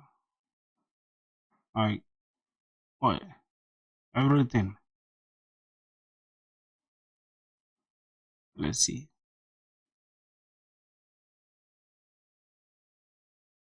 Alright, I don't know how I can do it, but I think that should do it, bro. I don't want to ever see you in my shit again, bro. User drop. You're just a stupid person, for real. Generally, bro. Tip when you're watching a tutorial, just split the screen versus code in one side and the other side just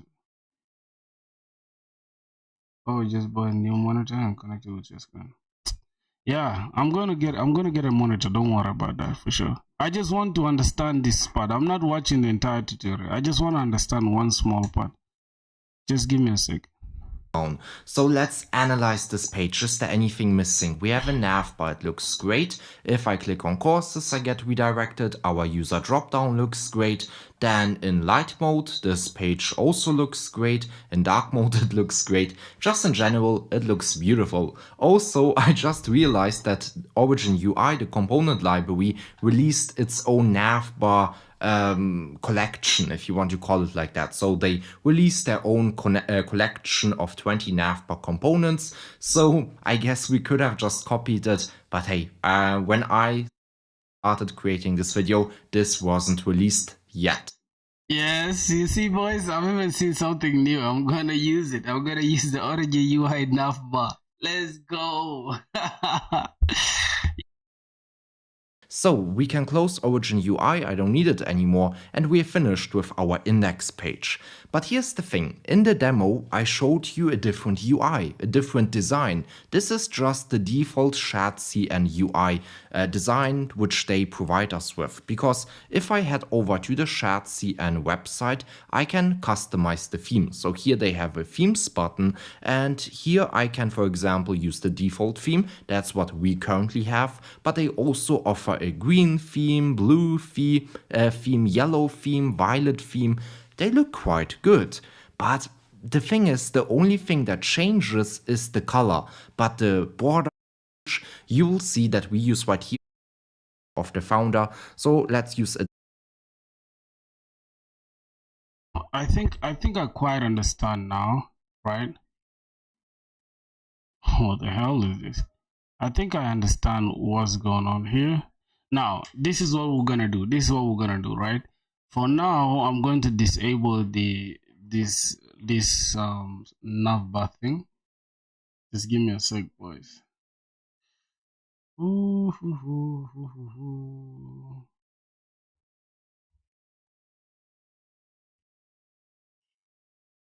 Okay. What do you mean by dark mode and light mode, bro?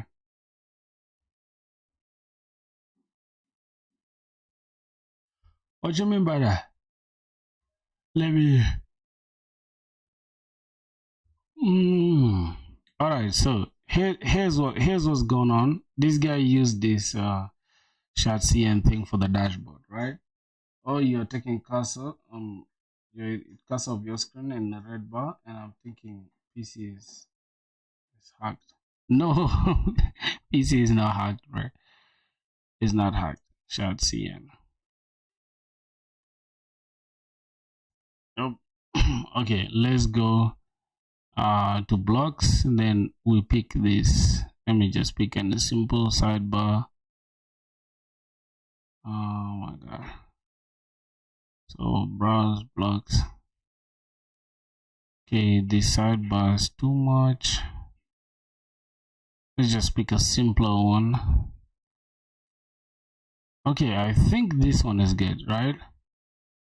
I think this one is good. So if we go here, it has these pages, sidebar, up sidebar, which is going to have everything that we need. And then, yep, that is going to have everything that we need.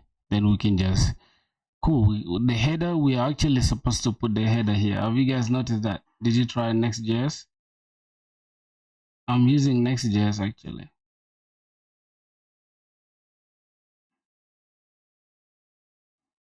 Yeah, I'm using Next.js. What you thought, bro?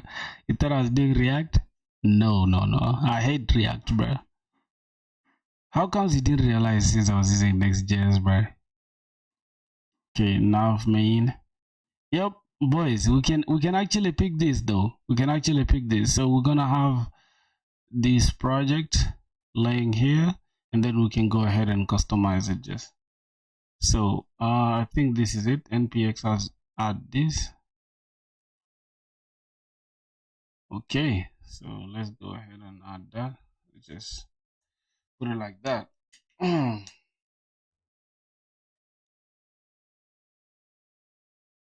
No. I don't want to use backend on Next.js because I want to just have a separate backend.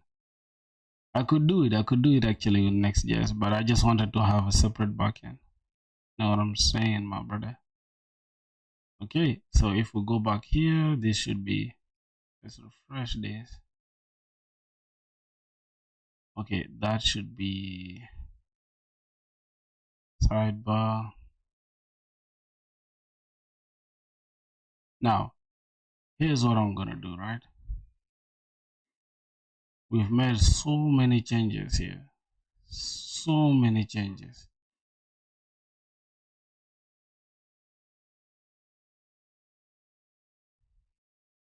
See, drop down menu, sidebar. Now let's check the sidebar up. Let's see what we have. So we have title as a child, and then inside the container, inside the dashboard, we invite in a different one, right? So here we can just say RFCE, and then we just call this, we just call the up sidebar. Up sidebar from sidebar, what is it? I think this is what we need, because we have another up sidebar here.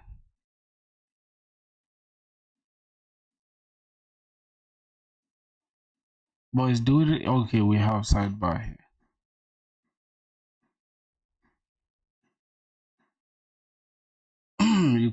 Your code looks clean.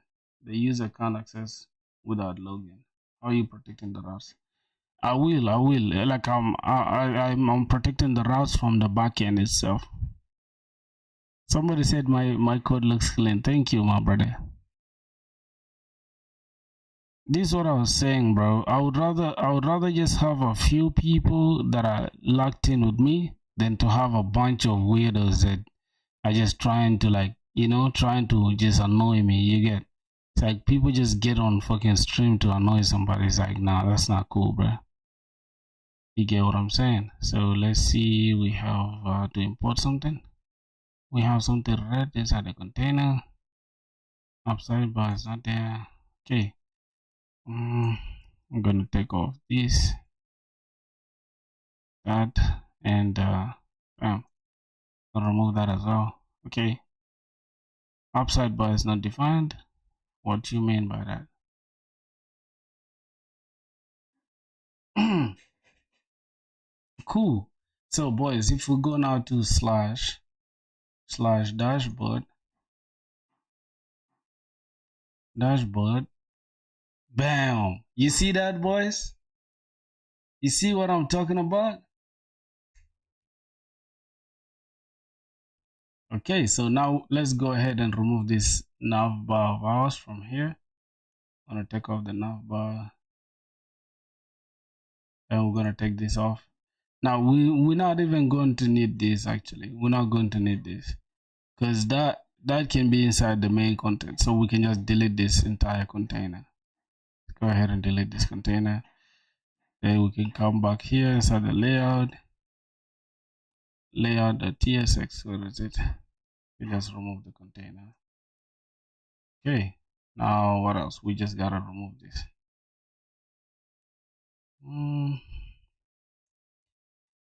Bro. Hello, man. What's good? What's good, right? Rena Smith. How are you doing? Okay, so as you guys can see, we have that in place. Now we need to just go ahead and just add we'll go inside the sidebar here. Then we can just customize it by, I mean, not this sidebar, but this sidebar. So let's go ahead and close everything. Let's go inside this up sidebar. Now inside this up sidebar, that's where we can start customizing things, right? We have a collapsible icon. Your code does not look good. Who knows, bro? Code. What do you mean my code doesn't look good, bro? Because everything is disorganized. Oh my god, it's crazy. Oh, so this is a nav main item data dot nav main. Where is the nav main itself? Oh, from this data. So this is where they're taking the nav main. So let me see. Data. This is data. And this is the nav main.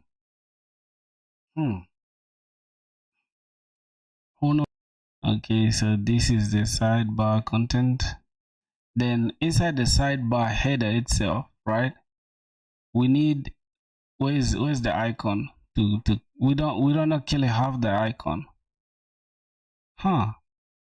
So that means we're not gonna make this collapsible, right? When I plan to apply for companies, I think this coming 2 weeks. I think 2 weeks from now. Yep. Okay, but my backend skills, we're getting there.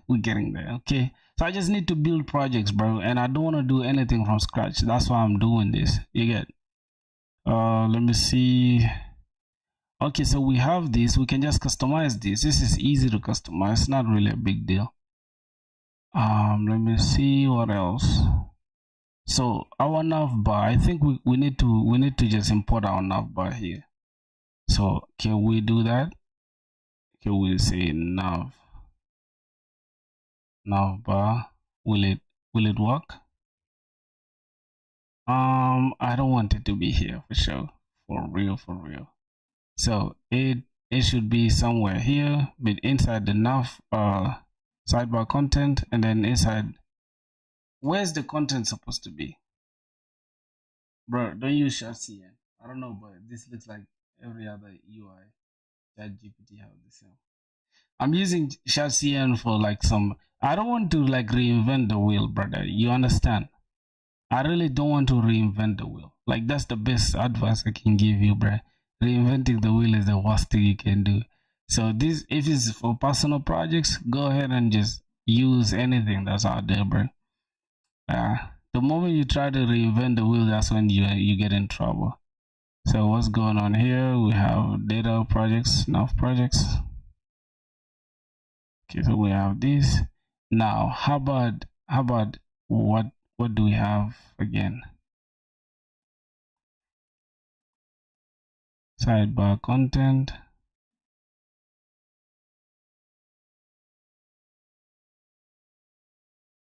Yeah, it goes outside the sidebar. You're right, it goes outside the sidebar. It's supposed to be here though. But then if we put it here, right? If we put it here, it's gonna take this gap which is here, which is the worst. Like, you get it. Now look at what we need to do here. As you can see, this is what we are lacking. We are lacking this collapsible thing. We're lacking this collapsible. So how do they have it here? So we have the theme switcher. And then let's check this out.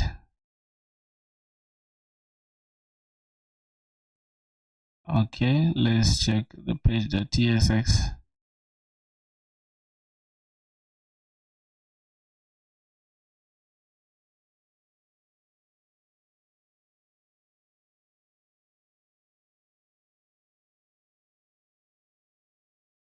Oh my god, where is it? Yeah, so rather than importing this up sidebar here, we're just gonna import this entire thing. Now let's refresh it. You see that? That's what I was talking about. Yep. Cool. So we have that. We have this UI. I don't want to create anything from scratch. Like God, like thunder fire my tongue if I say I want to create something from scratch. I like this, right? Oh Jesus. Okay, so building your application, data fetching. All right. Then now we can go ahead and customize this. Just we don't really need to do anything else. We can just customize this. Yeah, I will publish it, of course, bro. So now let's go to origin UI. Now let's just say origin UI. I think they do have navbar somewhere there. Google is hiring. Google is hiring. I'm not applying for Google. I've never applied for Google, bro.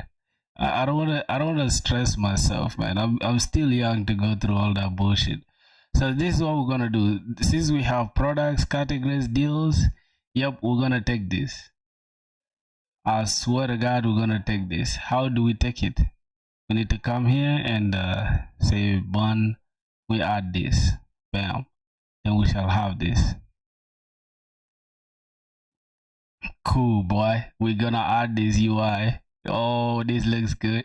This looks good. Boys, apply for Google? Nah, nigga. I'm not applying for Google, bro. Forgive me, boys. I don't have that time. Like, you get it? Let me start my career small, okay? Step by step. Let's start it out small. Okay, override the button, override the input, no problem. So how are we going to use it now? How are we going to use it? We have this navbar. What is it? We chose V version 5. Yep, we chose this. So cut. Okay, it doesn't do anything. So boom. All right, this looks cool though.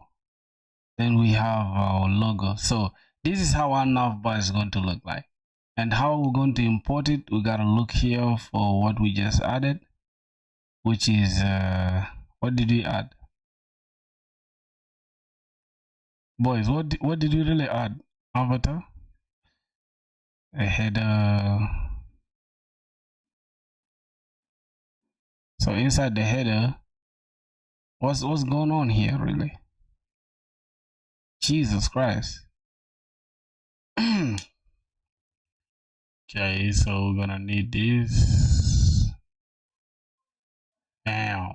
It looks clean, boys. That looks clean. I don't know.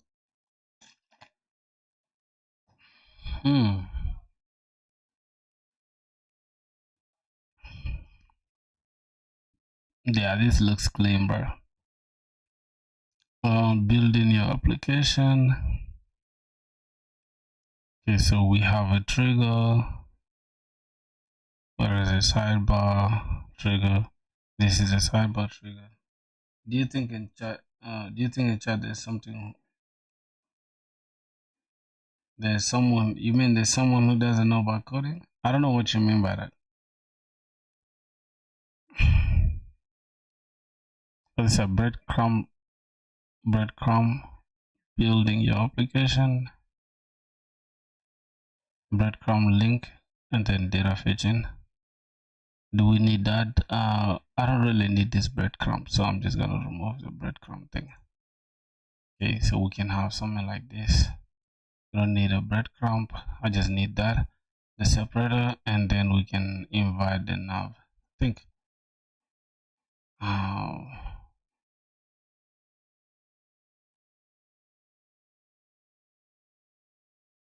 Yep, we can have that. And what else? Let's see how do we use this?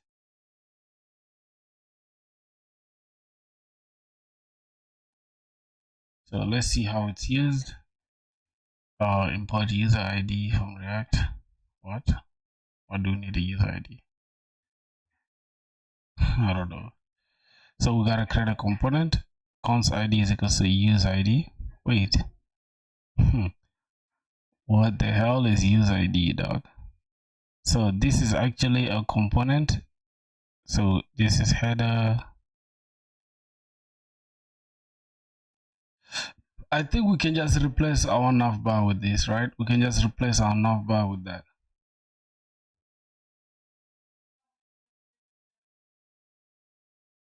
For watching. It's not really gonna be it's not an issue really, brother. So let's just replace this, and then we can have team Thogo, something like that. Logo, company registry. Okay, we can replace the logo. Where's the logo? Yep, we can just import the navbar. What is it? Which other error do we have? Okay. This should be a link from next link, and then it should just take us to the homepage / homepage, and then rather than logo, we can just have this as ecom filthy. Oh, let's just have a low span. Let's say ecom filthy. Yeah, boys. So I think that should be it for the navbar. Then we can just import it here. Rather than having this nav, but it's cool. We just import it here. Call this nav bar.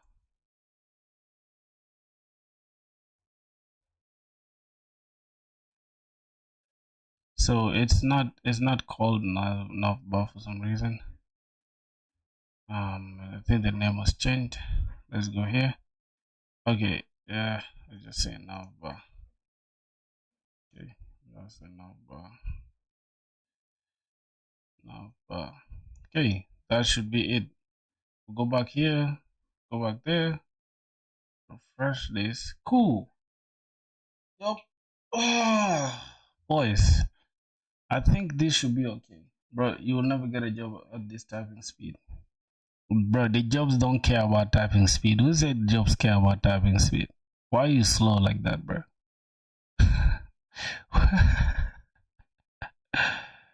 Breadcrumb is I don't need a breadcrumb.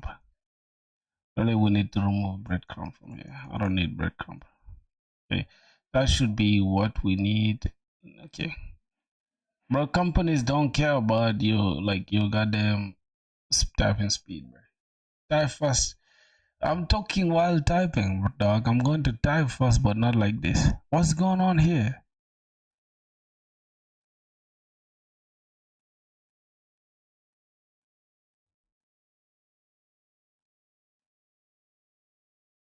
Yeah, so we need to remove this. We need to remove these divs.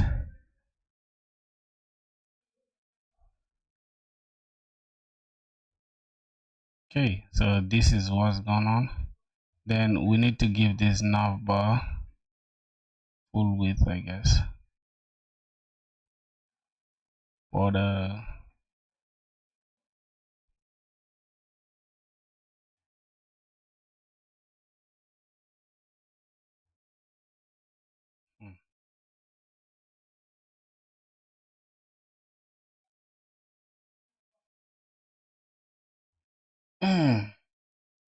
all right.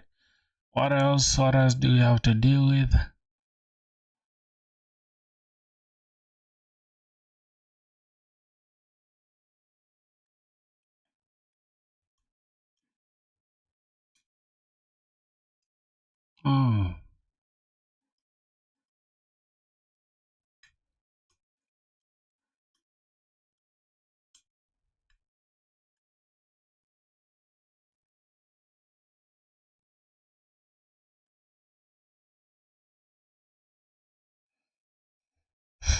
What about setup too?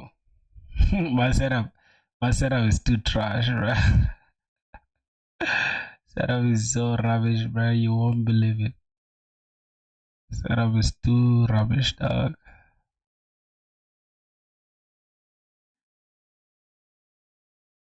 Okay. Now, let me see. Let me see. Let me see. So for some reason, this stuff is not occupying the entire thing. Bottom, less width, full is not.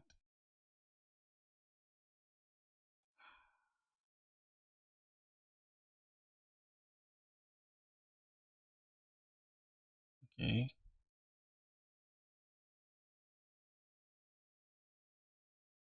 Oh, nice.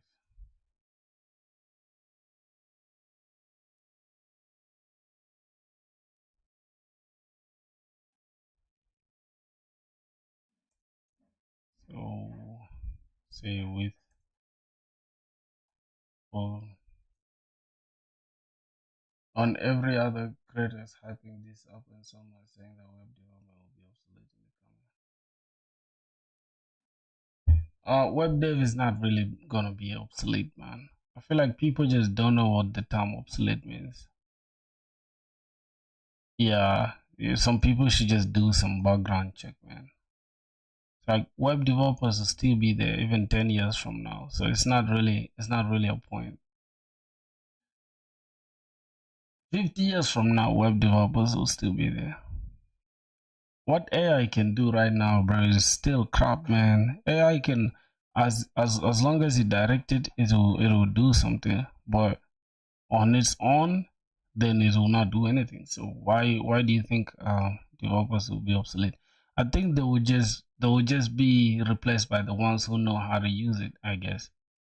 Um, so like, how do you incorporate AI into your workflow, or what do you think when AI goes through like the hallucination stuff? You get it? So it's hard. What people are anticipating is an AGI. An AGI cannot be produced like, bro, from now until Judgment Day. These guys will not create the AGI, so they're just wasting their time. Uh, I don't know. So, like for example, right now I'm having a hard time like this. I know this is something AI can do in a second, right? But trust me, bro, you still need a human being. I promise you. Okay, what's going on here? Red is not good. I'm not using red as the color, brother. I'm trying to understand like what I'm doing. You get it? This is how I understand what I'm doing. I just give it like different colors to see what's going on. Like for example, this. So if we span this the entire width, will it be full? So I mean, it's not taking this other width. I don't know why. So that means we need to change it from the parent, right? See here now. Okay, I think it should be from here. Let's say class and width should be full.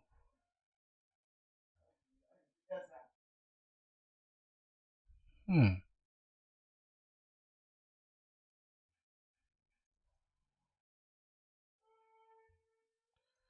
Mm, you need to be good at DSA to get a job. I think you need to you need to be good at DSA. You need to get good at DSA to pass an interview, but you need to be good at projects to get an interview. So yeah, the projects will get you to the door, and the DSA will get you through the door.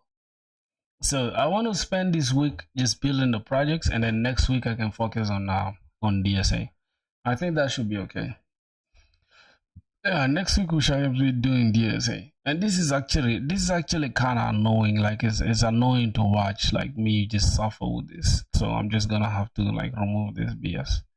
I don't want to just keep moving back and forth with this stupid shit. Okay. And the Docker container off. So we might as well just start doing DSA now. So every single stream will just be about DSA. And I might as well change the title of the coding every day until we get a job. Then it will be DSA every day until we get a job. I think that'll be better. I need to start applying for jobs, bro. Now, another thing I want to do is, bro, I already know what to do as far as building projects concerned. So I don't want to waste my time every day working on projects as far as the stream is concerned. You get it? We need to be thinking about things as like, I'll grow them best. I think that's better like that. So, yeah. Let's see. Now, oh, Jesus Christ. Somebody who was trolling me for Java. We're gonna do DSA in Java. Yep. I'll just be building projects on my own, bro, as I'm applying for jobs. So since it's internships they don't really care if you know, like, internships they don't care if how do I call it? Yeah, they don't care if you have good projects or not, for real. My question is, what devices you? What do I see the comments? What device am I using to see the comments? My phone. I literally have my phone with me. I always keep it just close to me. I don't have an extra screen, but I'm gonna get a screen soon enough. You understand, my boys? I'll get an extra screen soon. So let's see. 10 submissions, 10 acceptance. Okay, not bad for real. So we are still in arrays. We're still in arrays. If we go back to arrays, let me follow what this guy is saying. So neat code. I think it's neat code. Oh my days. So hashing. We're starting with arrays and hashing, then we're gonna 2 pointers of start. Yep. What camera and mic you use? I'll just make a setup tool. I'll make a setup tool video later after the stream, and I'll post it. Y'all will watch every single thing, every single item I use. I'll do a setup tool later, so don't worry, boys. Let's start with these arrays and hashing. Contains duplicate. So that's the first question. They're saying it's easy, but for some reason I don't know if it's easy. So contains duplicate. That's the question we gotta do. Okay. So given an integer array nums, return true if any value appears more than once in the array. Otherwise, return false. Okay, I'll be waiting for it. Yeah. I'm gonna drop it just after the stream for sure. So let me put my glasses on, because why not? You guys can even see my setup through my glasses. Give it an integer array nums, return true if any value appears more than once in the array. Otherwise, return false. So here 3 returns. We return true because there's 3 duplicate. Now here 1, 2, 3, 4, there's no duplicate, so we return false. Now the first hint, recommended time and complexity. Time space. You should aim for a solution with O of n, time, and O of n, space complexity, where n is the size of the input array. So that should be the optimal solution, right? Then the hint is a brute force solution would be to check every element against every other element in the array. So the brute force solution would be to check every element against every other element in the array. This will be an O of n solution. Can you think of a better way? Let me check for hint 2. Is there a way to check if an element is a duplicate without comparing it to every other element? Maybe there's a data structure that's useful here. And hint 3. we can use a hash data structure like a hash set or a hash map to store elements we've already seen. This allows us to check if an element is a duplicate in constant time. I like the hints. I'm not gonna lie though, although it don't give you the answer, but I feel like the hints is okay. They're using only Python here. God damn. Given an array, nums return true if this number appears once in the array, otherwise return false. So that means if we run through, why does this like it contains duplicate? Let me just do it on LeetCode because for some reason we say contains duplicate. Contains duplicate. All right, let me just do it on LeetCode. So this was going on. Return a number if the number appears at least twice in the array, and return false if every other element is distinct. So which language should we use for these boys? Should we use JavaScript? Yeah, I think we should use JavaScript better. Should we use JavaScript or Java? Which one? Or Python? I think Python is better. Python 3. And how many live you have done DSA? 1. I think I only did DSA in 2 live streams. But I'm going to start doing DSA now from now on.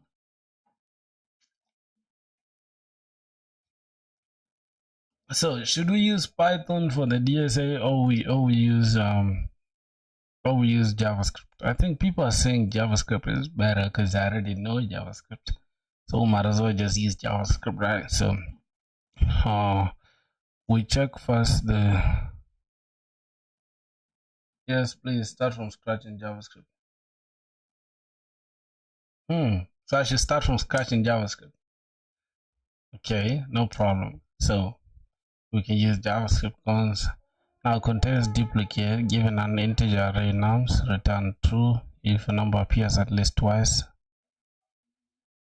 or return true if it appears twice, and return false if every element is distinct. So now the hint that we got from NeetCode, the first hint is a brute force solution would be to check every element against every other element. That means we look through, I think it needs a double, let's say n is equals to length of the array, which is nums, right? We say nums dot length, nums dot length, then we just loop through, say for I, so we can say let I is equals to 0. We start from 0, then I is less than n, which is the length, and then we just increment the I, then we loop through again. Let's say for we have j, please follow a proper roadmap so that it will be helpful for one starting DSA for the first time. Yeah, I'm following a proper roadmap. As you can see, this is what we're following. We're following NeetCode, right? NeetCode 150. That's what I'm following, really. J is equals to 0. So I'm starting with arrays and hashing, right? Arrays and hashing. So that's the thing. For J, now where we starting? We starting J should be from where I left, right? It's like from where I left, so that's +1. Then we just say J is less than the length, and J plus plus. Now we have this, right? We have that in place, like the two while we're checking. Now, as you can see, they're saying the hint is a brute force solution should be to check every element against every other element in the array. So wait, now we can say the first for loop, it checks if the number if the array contains duplicate, or we check is 1 equal to 2. No. Is 1 the same as 2? No. Is 2 the same as 3? Is 1 the same as 2? No. If that's no, that means this is okay. Then we check the next element, which is 2 the same as 3. No. All right. Then is 3 the same as 4? No. That means we've already checked this and there's no duplicate. False. Then we can come here and say, wait, is 1 the same as 2? No. Is 2 the same as 3? No. Is 3 the same as 3? Yes. Then contains duplicate. We return that. Oh, shit. I think that is okay. We can do it like that. You know, I like neat code, not language info. What's going on here? For some reason, we can't change languages in neat code, so let's just do it here. All right. So now, how are we gonna keep track? We gotta keep track of the position of the array, right? So we can say const, say array position, right? We can say the first element in the array. We can give it like, let's say, element. Let's say first element, right? We can just say first. We can just call it first element or first number. I think first number is equals to then array in the position 1. So if we have the first number in place, we can use let really. So the first number, and then we just loop through to see what's going on, right?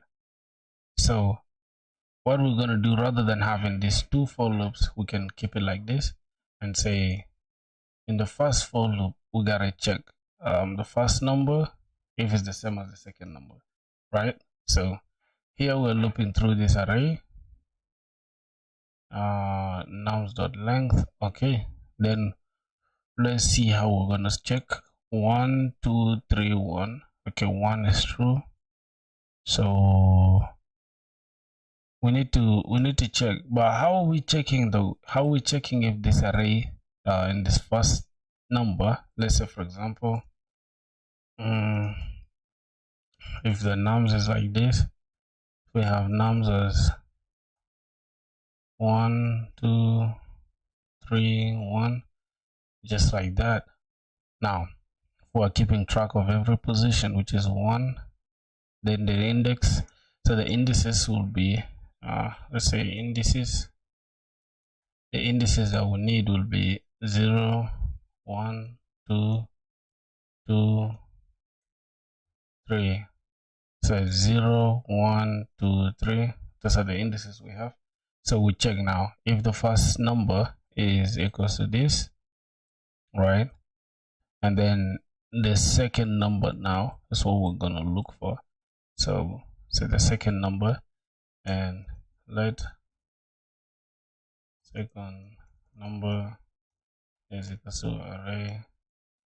Now second number, we don't know the second number though. If we're starting with these, we can check is the second number greater than or let's just keep it like that. So we don't call the second number, just keep it like that. Right, then inside this for loop, we loop through these nums and then check for the indices, right? We'll say if first number is less than if the first number is less than the second number, says on the second number, then we switch the positions, right? We say, we check, we compare if first number, right, if the first number is equals to,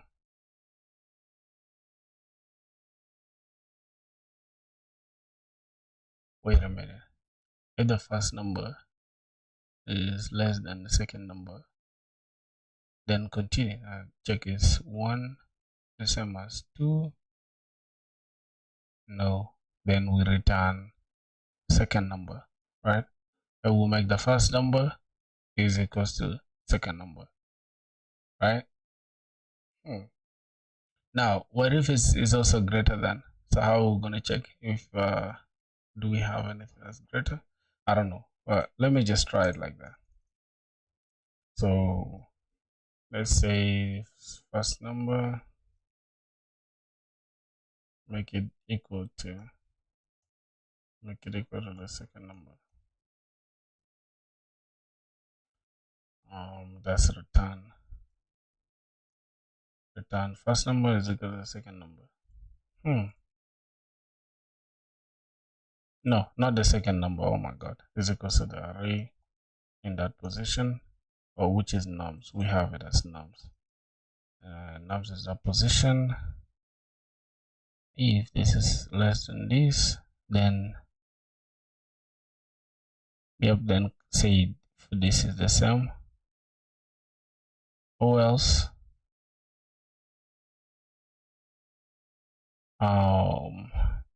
okay, then what else? Now if the first number is less than this, right, if we check with this 0 is less than 2, then we say 2 is the same as this number, then we continue iterating, right?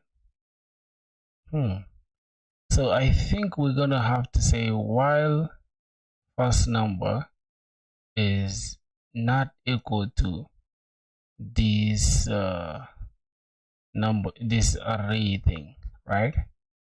Then return this. So as long as if the number is equal to that, then okay, fine. We don't have to deal with this if check again. So let's say continue iterating, right, while the first number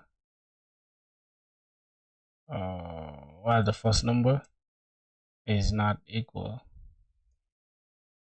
is not equal to that number, then return the first number and make it the second number, right? Or else, then once this condition is true, right, if we say the first number is the same as, oh my god, where's the second number though? I'm kind of confused at this point. I don't know why, but I'm kind of confused. So while the first number is not equal to the second number, to the nums and that number, so let's say the first number is here and we are giving it to be this array position. Okay, so that's the first number. So continue iterating as long as this number is not equal to this. So so first number is equal to this. Or else, how are we going to find the else now? I don't know, bro. Or else we will return the first number is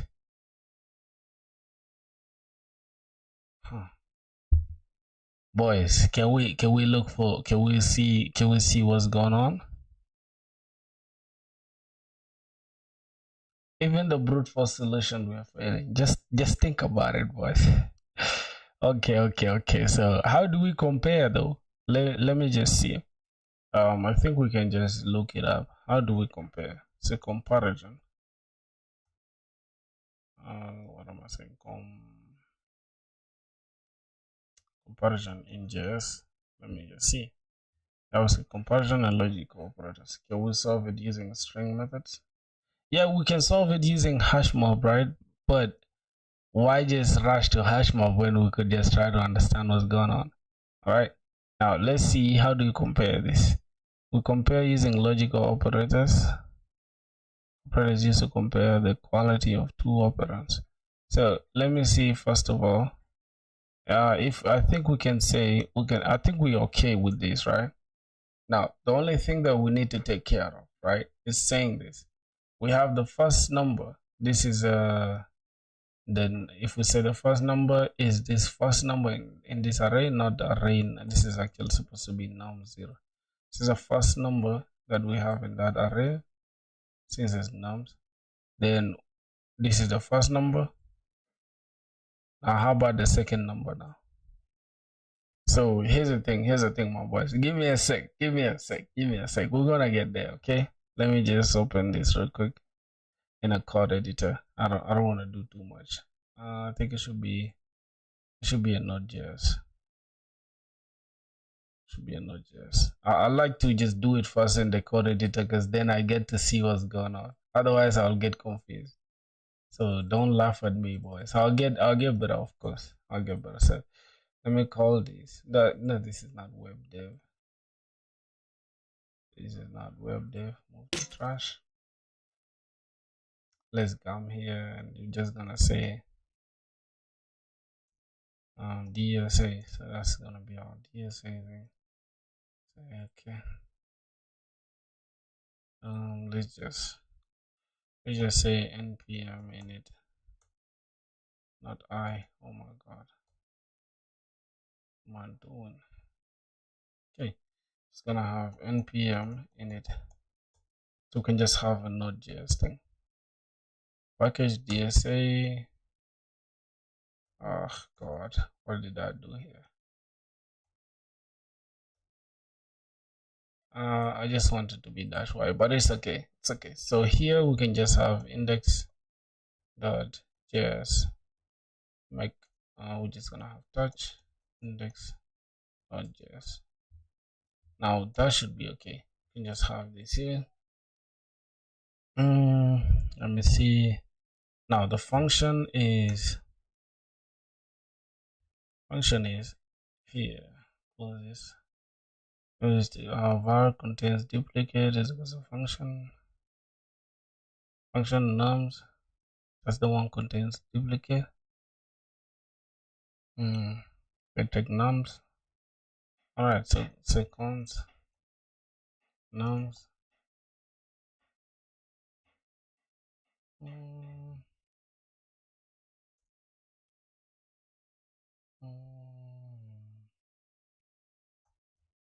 All right, then we can have contains duplicate is the name,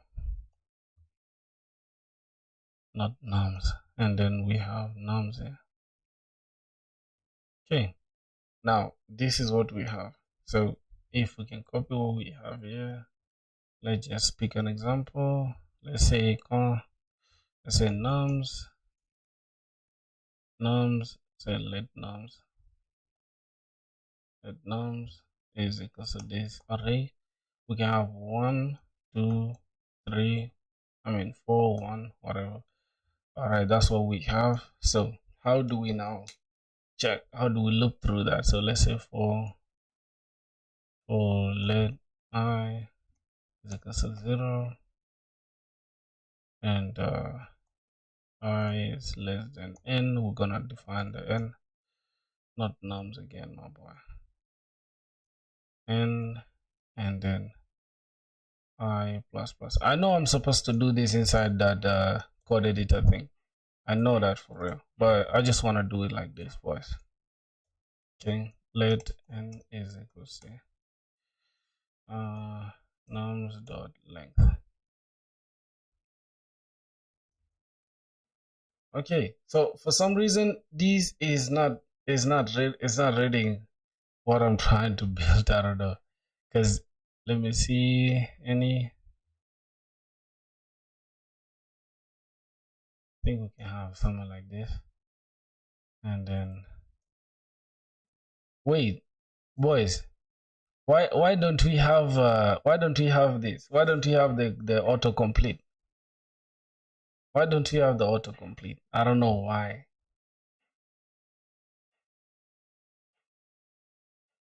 I don't know why we don't have the autocomplete, bro. This is annoying me for real.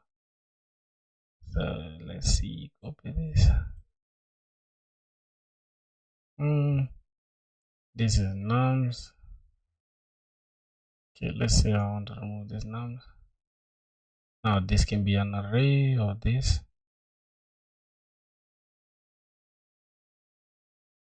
Oh, that is because we're not using TypeScript. That's crazy.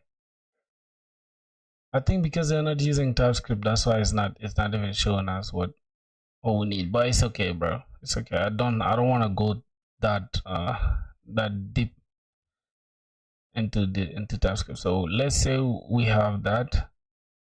Now let's try to say we want to remove we want to print out this. So console.log, and let's say console.log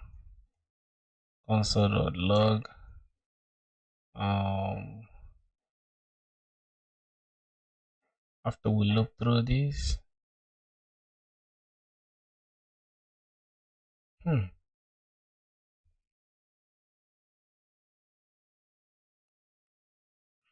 nums. Let's just play that. Jeez.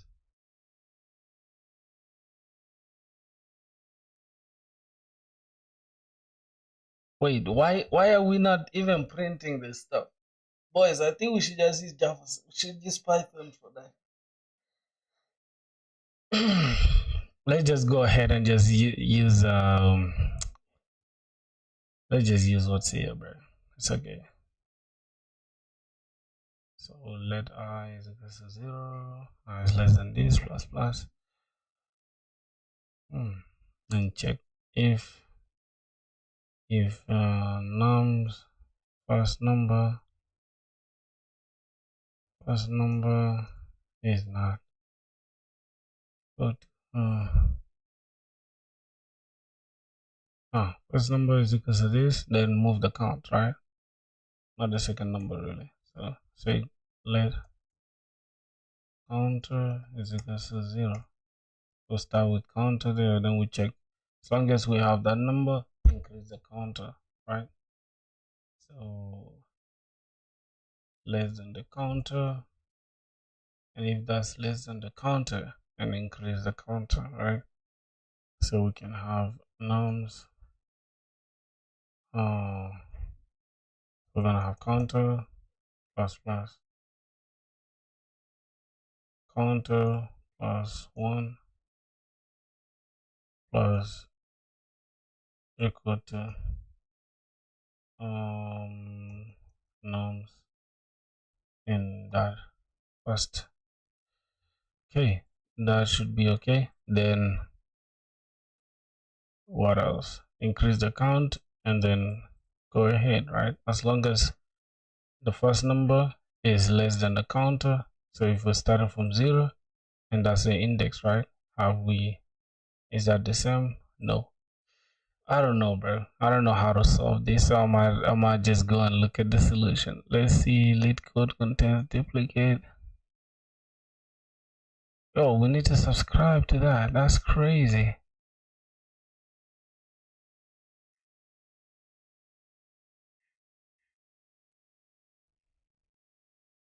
Yeah. Hey everyone, today we are going to solve the LeetCode question contains duplicate. Okay, so let me explain with this example 1, 2, 3, 1. So I'll show you 3 ways to solve this question, but before that, let's think about the brute force way. So in the brute force way, first of all, I fix index 0 as an inner loop, and then iterate through other number in the inner loop. And then 1 versus 2, they are different, and 1 versus 3, they are different, and 1 versus 1. So we find a duplicate, so we should return true in this case. But the problem is time complexity of nested loop should be order of n squared. So n is a number of elements in the input array. So in this case, 4 to the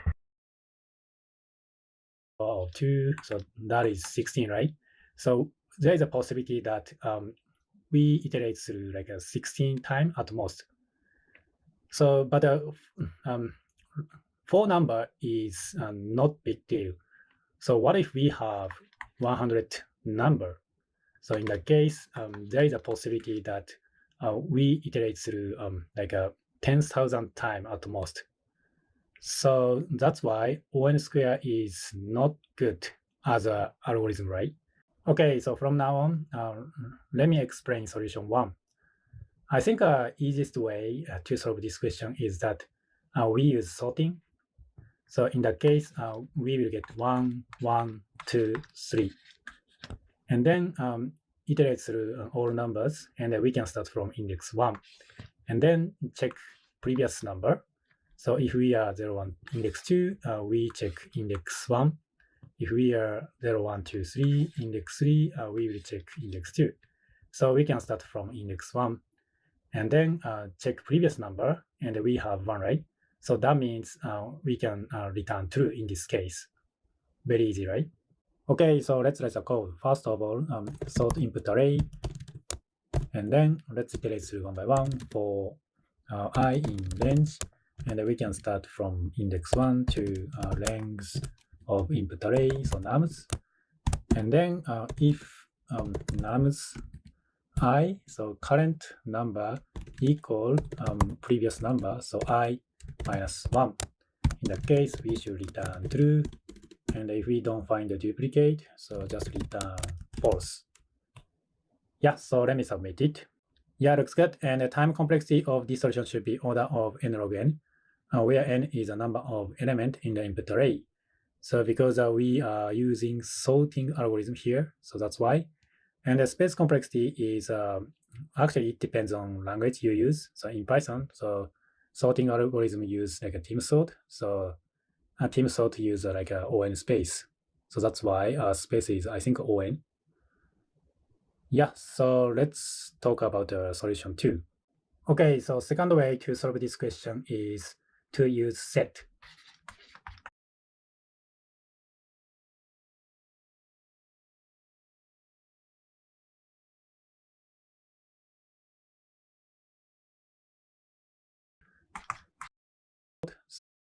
Of n log n, duplicate, so just I, so of input array, so nums, and then if nums I, so current number equal previous number, so I minus 1. In that case, we should return true.